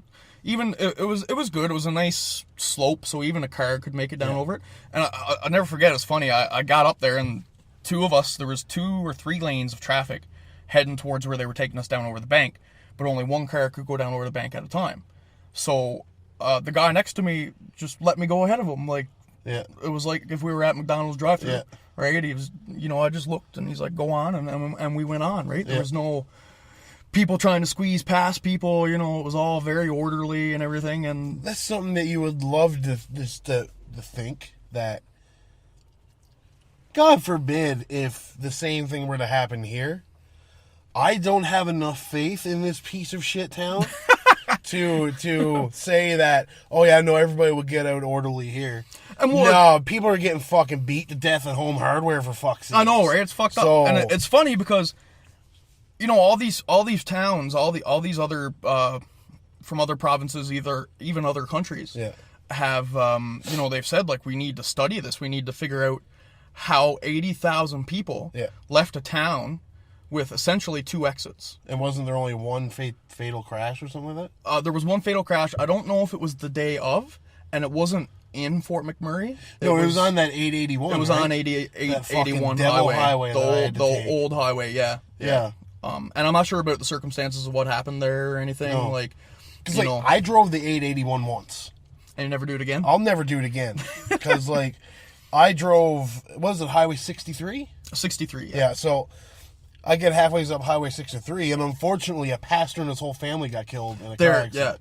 Right? Yeah. So I had to turn around. I've never driven to Fort Mac before, and that was my only experience. So, like, I'm driving up there, it's like, you got to turn around and take the other exit, or the other way. I was like, well, what's the other way? Highway 881. It's like, where do I find that? And a lot of people took 881 because it's probably the quickest way to get to Lac La Biche. Yeah. Which they had, we went to Lac La Biche and we were treated amazing in Lac La Biche, right? Well, like, where did you stay? Like, so we stayed. Put a name to the nice people. Yeah, they were amazing. So it was actually 40 kilometers outside of Lac La Biche. I might pronounce it wrong. That's fine. I believe it was. We're newfies. We're allowed. Yeah, Kikino.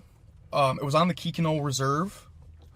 The name it was a campground, and the name and rodeo ground. It was called Silver Birch Lodge and Resorts, and they were amazing. They give us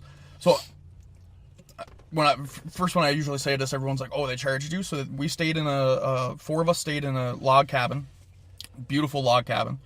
For they give us half price, so I think it's usually $200 and something a night. Yeah. They give it to us $100 a night. But they also fed us 3 meals a day. Breakfast, lunch, and dinner. Yeah. And it wasn't you can't expect a place to go totally broke. No, exactly, right? They still had to cover their bills. They still got to make a living. They were offering trailers to people to stay in, like anything they could do. They had their own little center set up where they would have stuff brought in every day. Just, so you had canned goods and clothes and whatever to bring down. And they were really amazing. Yeah. That's good. That's good. They were good. Yeah, because they gave you guys everything you needed. Hey, they gave you pillows and blankets and. They had a bunch of stuff up there. No, a friend actually brought that out to us. No, but like when you first got there, didn't they have pillows and blankets? No, there was a woman. Her husband owned the. I'm gonna get this wrong, but it was the Safeway or the Sobeys, I believe. A grocery store. Yeah, in Lac La Biche, and she just overheard us saying that the lodges weren't ready to go as far as I understand. They weren't ready. No, they weren't ready for people to stay in. They were doing like the May 2-4 weekend kind of open. Yeah, they were just going to get ready for that, right? Yeah. So there was no bedding or anything on the mattresses, no pillows. There was just like the mattress protectors, right? Yeah. So they told us, they're like, because we went straight there that night and stayed there that night, right? Yeah. So they told us, that's the only thing we don't have for you right now, right? So, yeah, this woman overheard us out in front of the Fast Gas in Lac La Biche talking about where we were going to go to get blankets. Yeah. And she said, well, just come with me. And we followed her, and we realized pretty quickly that she lived in a very nice home in a very nice part of Lac La Biche. A nice part of Lac La Biche? Oh, yeah, beautiful. All I've ever seen of Lac La Biche is that fucking fuck show over Main Road they got where everybody's backing out of it. That's a gong show. Yeah. Oh, that's fucking retarded. Yeah. Sorry, Lac La Biche, if you're listening, but like that's too much for me. I'm amazed no one, with all the traffic that was there, I'm amazed there was no accidents. Well, I mean, at least you had Taco Bell. Yes. Yeah. And KFC. I've been saying that to you guys the whole time. It's like, go to Lac La Biche, you got Taco Bell there. Yeah. I remember telling that to Josh. And there was some restaurant there too. I can't remember what it was, and they were giving out free bannock and hangover soup. I hate bannock. Oh, I love it. I love it. Yeah, they were giving out free bannock and hangover soup to anyone that was from Fort McMurray, and I had never had a hangover soup before. What is hangover soup? It's basically like Is it like hamburger soup? Yeah, it's like what's that one where it's just vegetables? Vegetable soup? No. Doesn't matter. Yeah, it's hangover soup. Yeah, but it was really good. I actually liked it. Yeah. So, Fort Mac now has been evacuated. Well, not speaking like right now, but as your story goes, Fort Mac was evacuated. You're in Lac La Biche. So, what is life consist of post evacuation? So we were lucky. We did get out with some stuff. Yeah. We had a little bit of money in the bank. wedding gifts mostly, right? So, you know, like we because we got married in the Dominican, so all of our wedding gifts were money. So that was good. That helped out a little bit. Yeah. You know, so first we started calling banks, trying to get payments and everything deferred, and everybody was really good. You know, like everybody. That's good. Yeah, did whatever they could to help in that sense. Then my wife, we knew we were coming to Grand Prairie eventually because my wife works for Bath and Body Works, and they called and said, look, whatever we can do to help. I could be wrong. I don't want to, but I'm pretty sure they're even going to help with stuff that we bought. They told her to keep all our receipts That's good. of everything that we had to buy until we got settled away. Yeah. So they transferred her here, still at her same Fort McMurray wage, which Is I'm egregiously sure, high yeah, compared to I'm here. sure no one else in Bath and Body Works gets paid what they get paid in Fort McMurray. Not in Grand Prairie. Right? Not at that level No. in the store anyway, No, right? No. But that's Fort McMurray. That's just the way it is, Well, right? that's how you get people to go to Fort McMurray. Yeah, you pay stupid money. Like, 'cause don't they still only have like a theater with one screen? No, they got a theater's got like 6. Oh, how long has that been a thing? No, it's been a thing for a while. Oh. Just What about Tim Hortons? You still only one lonely Tim Hortons? there's a couple Tim Hortons now. Oh, okay. Yeah, a couple Okay. Tim Hortons. Yeah. So it's spiced up a it little started to pick up a little Okay, bit. Yeah, and then the fire came and ruined everything. yeah. Yeah, but I don't think there was a lot of businesses that got hit actually. No, because wasn't it just like the outskirts? Like for the most part, Fort McMurray is not touched. Well, yeah, they were saying 80% of it's still there. Yeah, Now, whether that means 80% of it is still usable again. I would imagine so. Like, I seen pictures of like grocery stores ready to go, just Yeah, waiting for the shipment. just waiting for the shipment to come in. But at the same time, like, so like a lot of houses got water bombed. Just to prevent the fire from spreading past them, right? Yeah. The smoke damage. That's a record for shingles. Yeah, you And smoke damage is a bitch too. Like my house burned down. yeah. My room wasn't touched, but everything in it was smoke damaged. Yeah, and you can never get it out. No. Right? Never. So, and even like, so if your entire house, I mean, I don't know if you can wash that away. You know what I mean? If it was bad. It would Right? be Like, I think hard. you would have to rip everything out. And then what point is it worth it to rip it out where they might just say tear it down and rebuild it, right? Like, I don't know. I'm not in that field at all. I'm a welder. I'm used I make smoke and fire. And, So you caused the fire. yeah. Well, Jesus, don't say that. I was nowhere You're not near from there. Mayerthorpe. Don't worry about it. Yeah. Oh, I know, right? Oh, what a fucking Yeah, I know. beast of a kid. Yeah. Fuck that guy and his wrinkled dick. It reminds me of what was that movie? With Wait. the- I got the movie for you. Macaulay Culkin. Yes, and yes. Elijah Burke. Yeah. Good son. Good son. Yeah, that's it. Exactly it. Yeah. Oh man, just a fucking cunt. Just Yeah. a cunt and a half. Fuck that guy.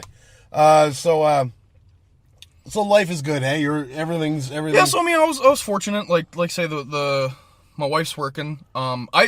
I sprained my ankle. I think I'm the only person that got hurt leaving Fort McMurray. My wife was passing me the dog kennel off of the stairs, and I turned around, like, off our front steps. There's only, like, 3 steps. I wasn't even on the steps. I might have had 1 foot on the steps. Yeah. But when I turned, I put my foot in a big rut that was in the flower garden or whatever you want to call it. And so twisted my ankle, dropped the dog kennel on myself, bruises everywhere, could barely walk. Looked like I had a tennis ball growing off the side of my And foot. that's not mentioning the flesh-eating virus you got in. Yeah, so I got a sunburn on my other ankle. And everyone's like, oh, sunburn. But I mean, like, the skin, flesh-eating virus. all the skin came off of, like, a 5x5 section of my leg. Right? So I was a gimp, basically. Pretty much. And still had to load up the car. I had to put 4... so we had the 2 dogs. 1 dog belonged to us. 1 dog belonged to Josh and Terry, who were the people who lived upstairs. They had a hamster. We had to get the hamster. The extra wide puggle. The extra wide puggle, yeah. The biggest puggle in the world. Fuck, she's wide.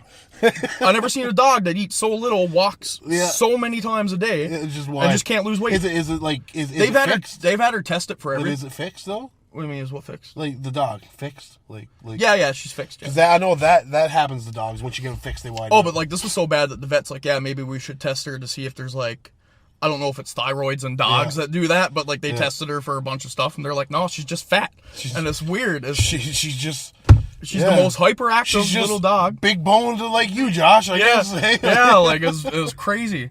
So we had her. We had my. Really, that dog and Josh look identical to you. Well, they even have the same broken leg. Yeah, do they Right? really? Yeah, they both their I want to say right leg. Yeah, I think it's right leg. Both of them had their he had his femur broken, she had her leg broke, right? She's got a screw in her leg, he had a screw in his leg. It's funny. I think that's why they got her, to tell you the truth. Oh, so it wasn't done before. She was a rescue. She was a rescue. Yeah. Okay, yeah. And then we had my 100-pound dog. Well, he's lost some weight. He's like 85 pounds now or something. Part husky, part shepherd. So we had two of them in the back seat. All of our stuff that we got out. We didn't get any really, like, anything out besides our bags. No. And your PlayStation. I got my PlayStation. I got Josh's guitar. Which one was that? The acoustic Epiphone? The acoustic Epiphone. First acoustic he ever owned. And he had a Ray Bork autographed. I don't think it was just Ray Bork on there. I think it was a bunch of the Boston Bruins. What the fuck is this guy doing? I don't know. I think they had a bunch of the Boston Bruins on there. Yeah. I got that out for him. But, I mean, he had a huge Ray Bork hockey card collection. Yeah. I mean, valued at tens of thousands of dollars. Not to mention everything else that was in his collection. And he just started collecting scotch. And he had about $6,000-$7,000 worth of really good scotches. And we couldn't get any of that out, right? No. I'm a gypsy, so I didn't know much. I got my PlayStation. I was good with that. Yeah. I mean, well, we still lost everything we had too, but yeah. So and so then we had the hamster and a chinchilla, and Just after a fucking Noah's Ark. After rolling my ankle, the only thing that we could bring the chinchilla in was a dog carrier, like a plastic, like the plastic ones that are like really enclosed. Yeah. Because he can squeeze through anything. So, but that was up in the attic of the garage. So my neighbor that seen me fall, he seen me climbing this 20-foot ladder like 5 minutes later to get this dog carrier. Yeah. And he comes over and he's like, "What the fuck are you doing? Like, get the fuck off the ladder. What do you need up there, right?" Yeah. And I'm like, "Well, I need the dog carrier that's up there." So he crawled up and he looked down, and the dog carrier was all the way back at the garage, the end of the garage in the attic. And he's like, "Fuck that." Just find something else, right? So we found a big green flower pot and just put just this. I would have just gotten like a Bissell butter tub and just cut holes in it. Oh my god, no, he's too big for that. Oh, yeah, well, I would have gotten a 5-gallon bucket. He's a big thrown chinchilla. him in there. But this big green flower pot was sitting right next to the house, so I seen it. I'm like, yeah, he'll fit in that. And so we took the chinchilla, went all the way to Lac La Biche in a flower pot. That was So funny. you didn't climb out? No, we just had these two things. They were like little storage containers as soon as you walked in through the door, and they had like a fabric thing that fit down over them. Oh, So we just kind of stretched it over that. I'm so just that pretending I'm realizing what you're talking about. couldn't knock it I off. have no idea what you're talking about. Anyway, it fit over it. It fit over it good. It made a good cover.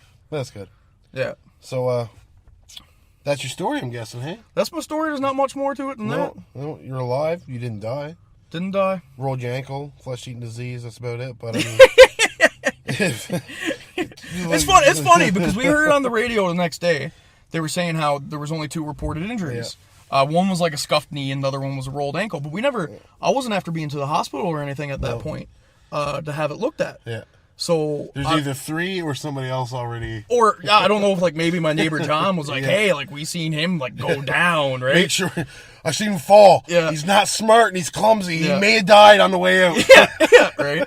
So yeah, because he was a little bit behind us, so he might not have known. We got in touch with him after. We got in touch with everybody since then, right? Everybody, that we knew up there, and they're all doing good. We have some friends, as good as can be expected, right? Yeah. And we have some friends that are working up there right now. One of them, she was airport security. I don't think she's actually at the airport right now. And another one that worked for Carillion, which does the highways and everything up there for the government. So he's up there doing stuff too, right? Blocking off roads that no one's allowed to go down or whatever, right? Because 63 is open right now.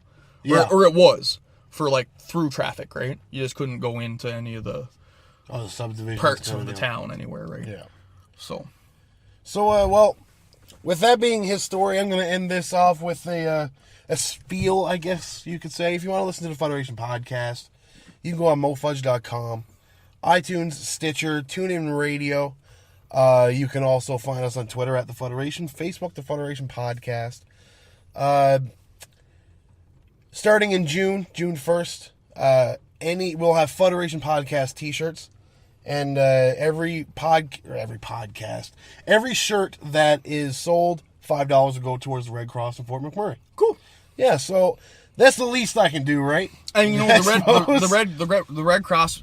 You hear people complaining about the Red Cross and everything, and this and that, but you know what? Who else are you going to give the money to if you want? Right, right. What am I going to do? Give it to the fucking scammer down the street? Exactly. You know what I mean? Right. At least when you give it to the Red Cross, you know it's being matched. It's refundable.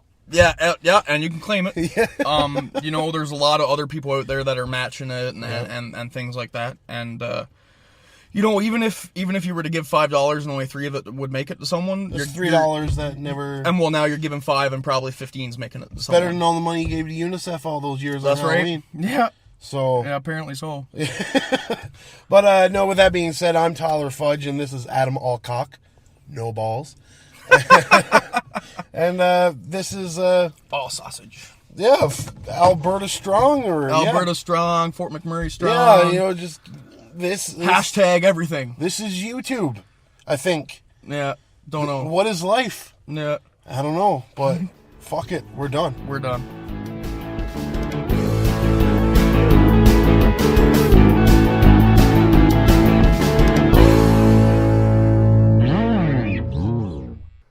Wow. Folks, my heart goes out to everybody that has been evacuated from the northern Alberta area there by Fort McMurray. But once again, thank you to the Fuderation Podcast and Tyler Fudge for setting up this interview and just talking about everything to do with this fire and having to get out. It is an absolute horrific situation there. But once again, I want to reiterate, if you go to whatamaneuver.net, all one word, What a Maneuver, look up the Fuderation. That's Fuderation with a U, not an E. All t-shirts there that are sold, $5 each, will be donated to the relief efforts in Fort McMurray. And I'm going to announce this right now on this show. If you go to EdmontonSPNshop.ca, all of our DVDs that are available for sale, whether they be MPW or RCW, $5 from each one will go towards the relief efforts as well.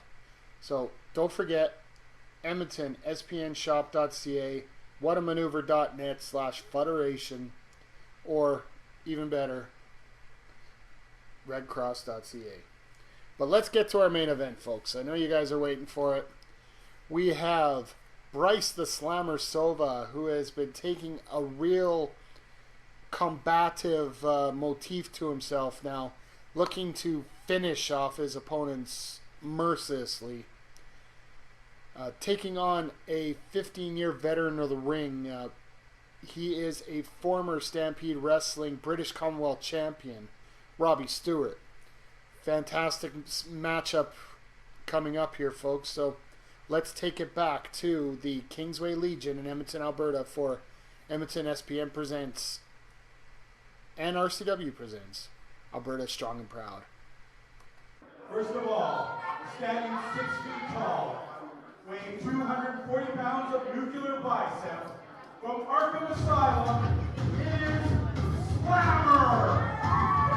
Yes, folks, time for the main event here, and they have definitely saved the best for last on this card here. Two of the top wrestlers in Alberta, one present and one past. Sorry, I can't go over this music here.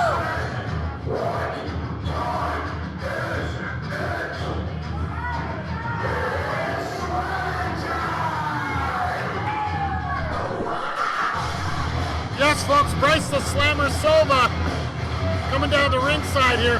Had a bit of a change of attitude here in the last few months. As I'm joined by two sides of a complete dichotomy here.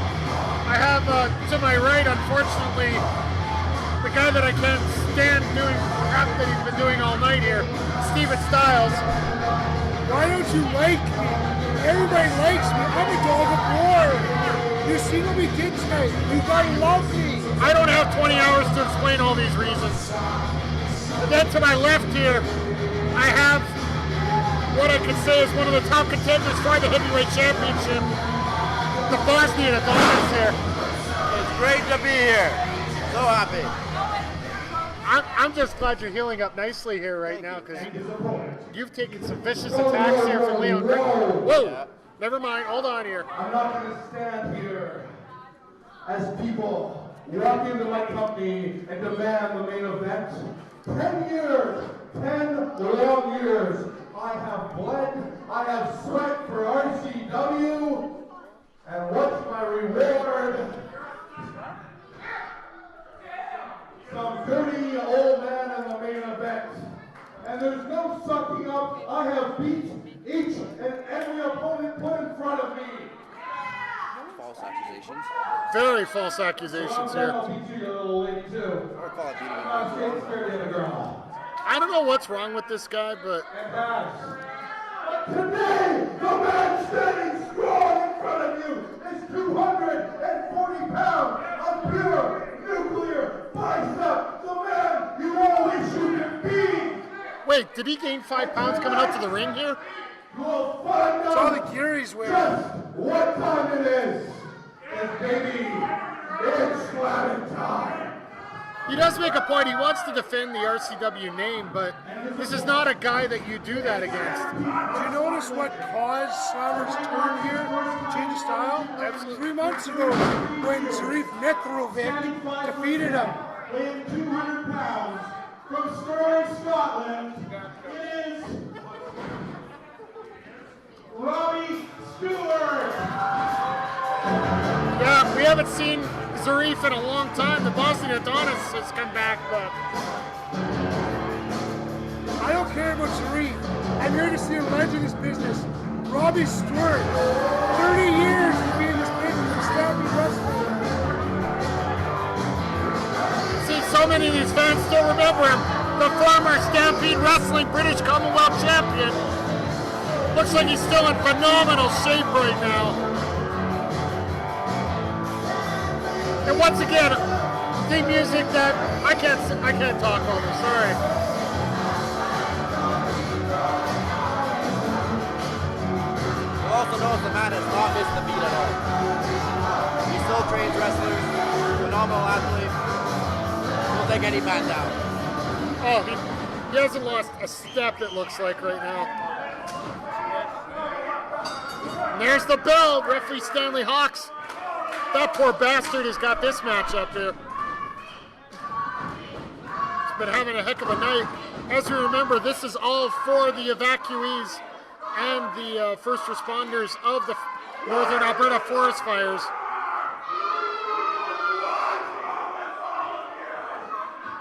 I believe the time is 4:41. Something of that range here. Car Noble tie-up once again. Well, without a doubt, the power advantage is going to go to the Slammer. Seems to be gaining nuclear energy on every bicep pose here. I want to test to see if it was actually nuclear. Could be wind powered. It sure doesn't look like it's solar power, but...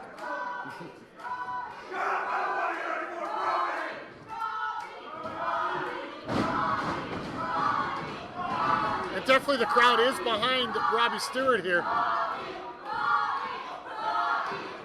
I think Slammer's sort of...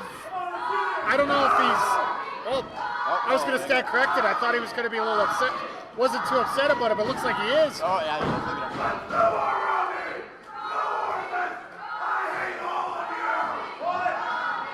Whoa, just spell it out there, my friend.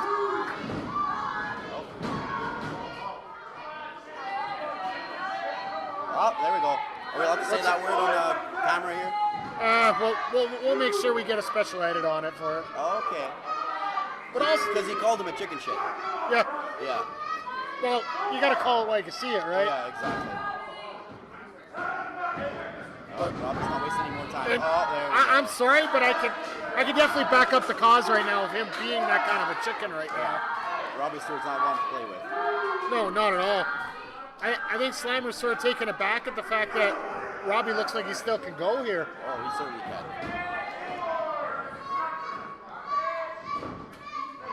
Can't take Slammer out of the equation, though. He's one powerful man. Oh, absolutely. Every And slam, you don't forget that. former RCW Tag Team Champion, former RCW Heavyweight Champion. I don't think he's the man right now, but that's my own personal opinion. I think Robbie's going to find there it. we go. Oh, there we go. Like I said, take Beautiful, that man down. beautiful single leg takedown there. Is he going to go for a... Right, What's the, there we go. look at a step There we over go. here. He's going for it. He's got him. Oh, he's Oh, there we go. There we go. a little bit of a death lock here coming in. Oh.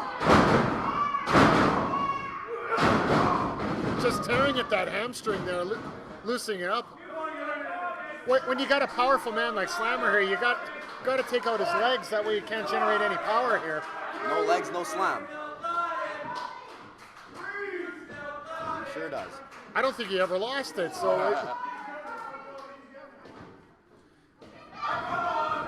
well, let's take out the thoughts of the match aside for the moment here and just talk about this great cause that we're doing this for here right now.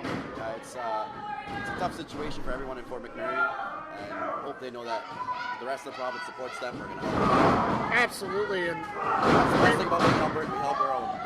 we help our own, and we are definitely Alberta strong here. Speaking of strong, it looks like Slammer's taking some dirty tactics here. I'm surprised Slammer realizes what 5 is. I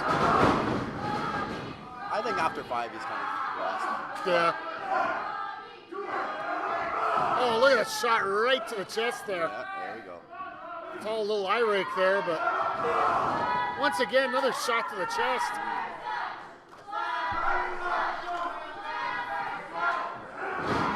Snaps him over.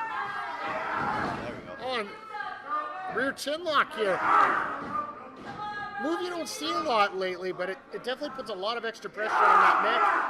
And for somebody that hasn't been involved in a match in a while here, it's got to create extra pressure there on that neck if it isn't conditioned properly.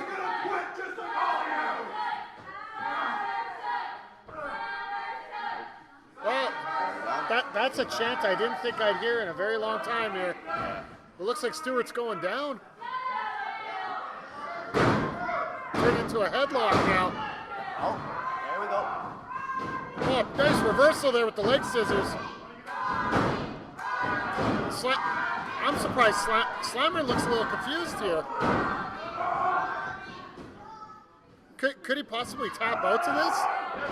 No, just powers out. Guess you'd expect that. Beautiful arm drag takedown Look there. at that. Jinx, you owe me a Pepsi. Oh. Beautiful uppercut. Nice. And of course, right back to the eyes. Oh, come on, ref, get him off the ropes there. Slammer's got this new attitude, and I gotta admit, Bosnia Adonis, you're the one who started this here 1 month ago. Yeah, he got a little pissed off once I beat him there, and I think he's just out for everybody now. Seems like he's tired of having the kids taking over here. Well, I'm a 22-year-old man, not a child. 22-year young man. Come on now. Ah, there we go. Well, I think the biggest deal is the fact that you've been closer to getting that championship than he has over the last few months. Oh! Now we're taking it to the outside. This is not Nice where. double axe handle right there, Robbie's back. This is not where Robbie Stewart wants to be here. No, This is Slammer's home. Oh, right on the edge of that ring apron. especially with the power of Slammer, it's not one to play with. No, not at all. Referee's got his count going. Oh! Oh, there you go. Oh, double shot right to that throat. Beautiful. Beautiful. Nice. What's he got there? Oh, he's got a chair. Got a chair? Oh. Folks, this is not a hardcore match here.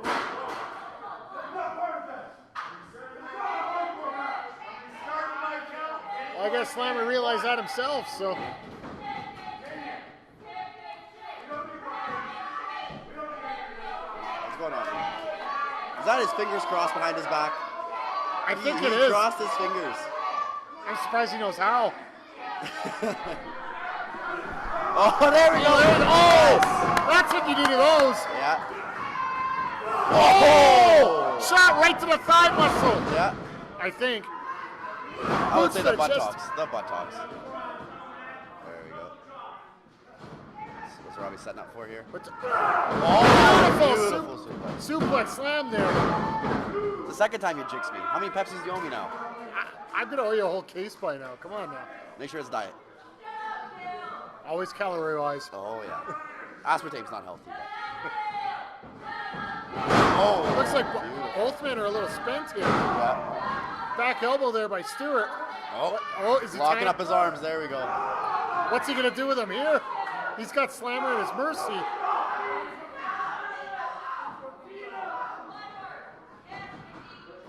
Oh! Oh! That'll teach him for wearing that little, I don't know what you want to call that, skirt. You notice I can say that back here, right? Yeah. Oh, Slammer finally gets out of it. Slammer's got to be, oh, he's begging off now. This is that one, I was going to say that's one of the first times I've ever seen that, but seems like he had a plan behind it. Ramming Stewart's head hard into that turnbuckle. And into the other turnbuckle. Oh, there we go. Oh, yeah, here we go. He just gained 5 pounds nuclear bicep. 5? 5. Right. Every flex. Oh, I don't think he'd get him, but down with the cover one. I was gonna say it looked like a 1 count, but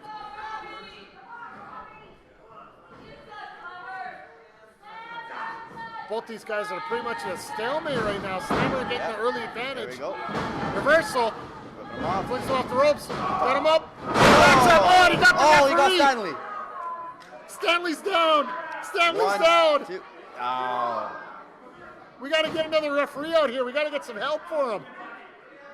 Boots right to the head there by referee Stanley from Slammer. Pinch his nose or something. Wake him up. Someone get some pepper. Bottle of water. Pepper works better. Oh, what's that? Wow. Was that brass knuckles? Was that brass knuckles? I think so. Some sort of gimmick? I don't know. Whatever it was hard. No, not this way. No. No. Kick out. Kick out. Robbie. Oh. Ah, damn it. Are you kidding me? Wow. That was absolutely bogus. Slammer having to resort to a tactic like that to get a victory. That's a shame. He's looking to get that. He really wants that title back. He wants that title back by any means necessary. Yeah. So you're going to be right in his crosshairs here. Yeah, I'll bug him again. Bug him a few more times. Doesn't bother me. But Bosnian Adonis, I want to thank you for joining me here. Thank you, Mike. For Alberta Strong and Proud. Great cause. A great cause. Great show. Unfortunately, my injury, I couldn't wrestle, but it's always good to support. It's a good cause. Well, and after that attack.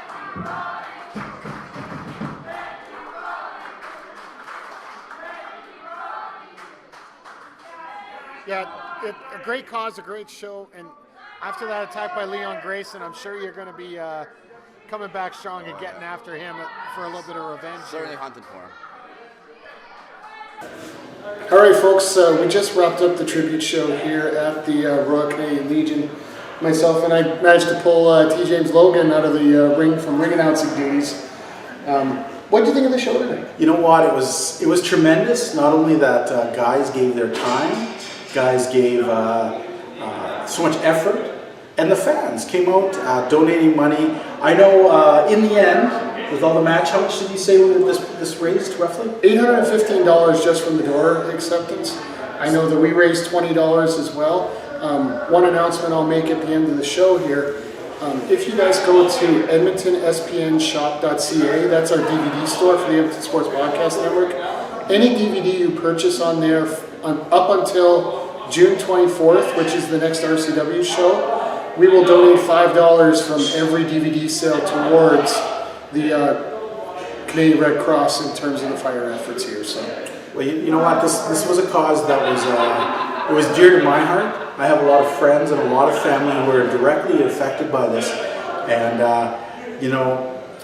Fort McMurray. I've never called it my hometown, but it's where my mom and dad were born and raised. And if my father hadn't been in the military, I probably would have been born there instead of on base in Halifax.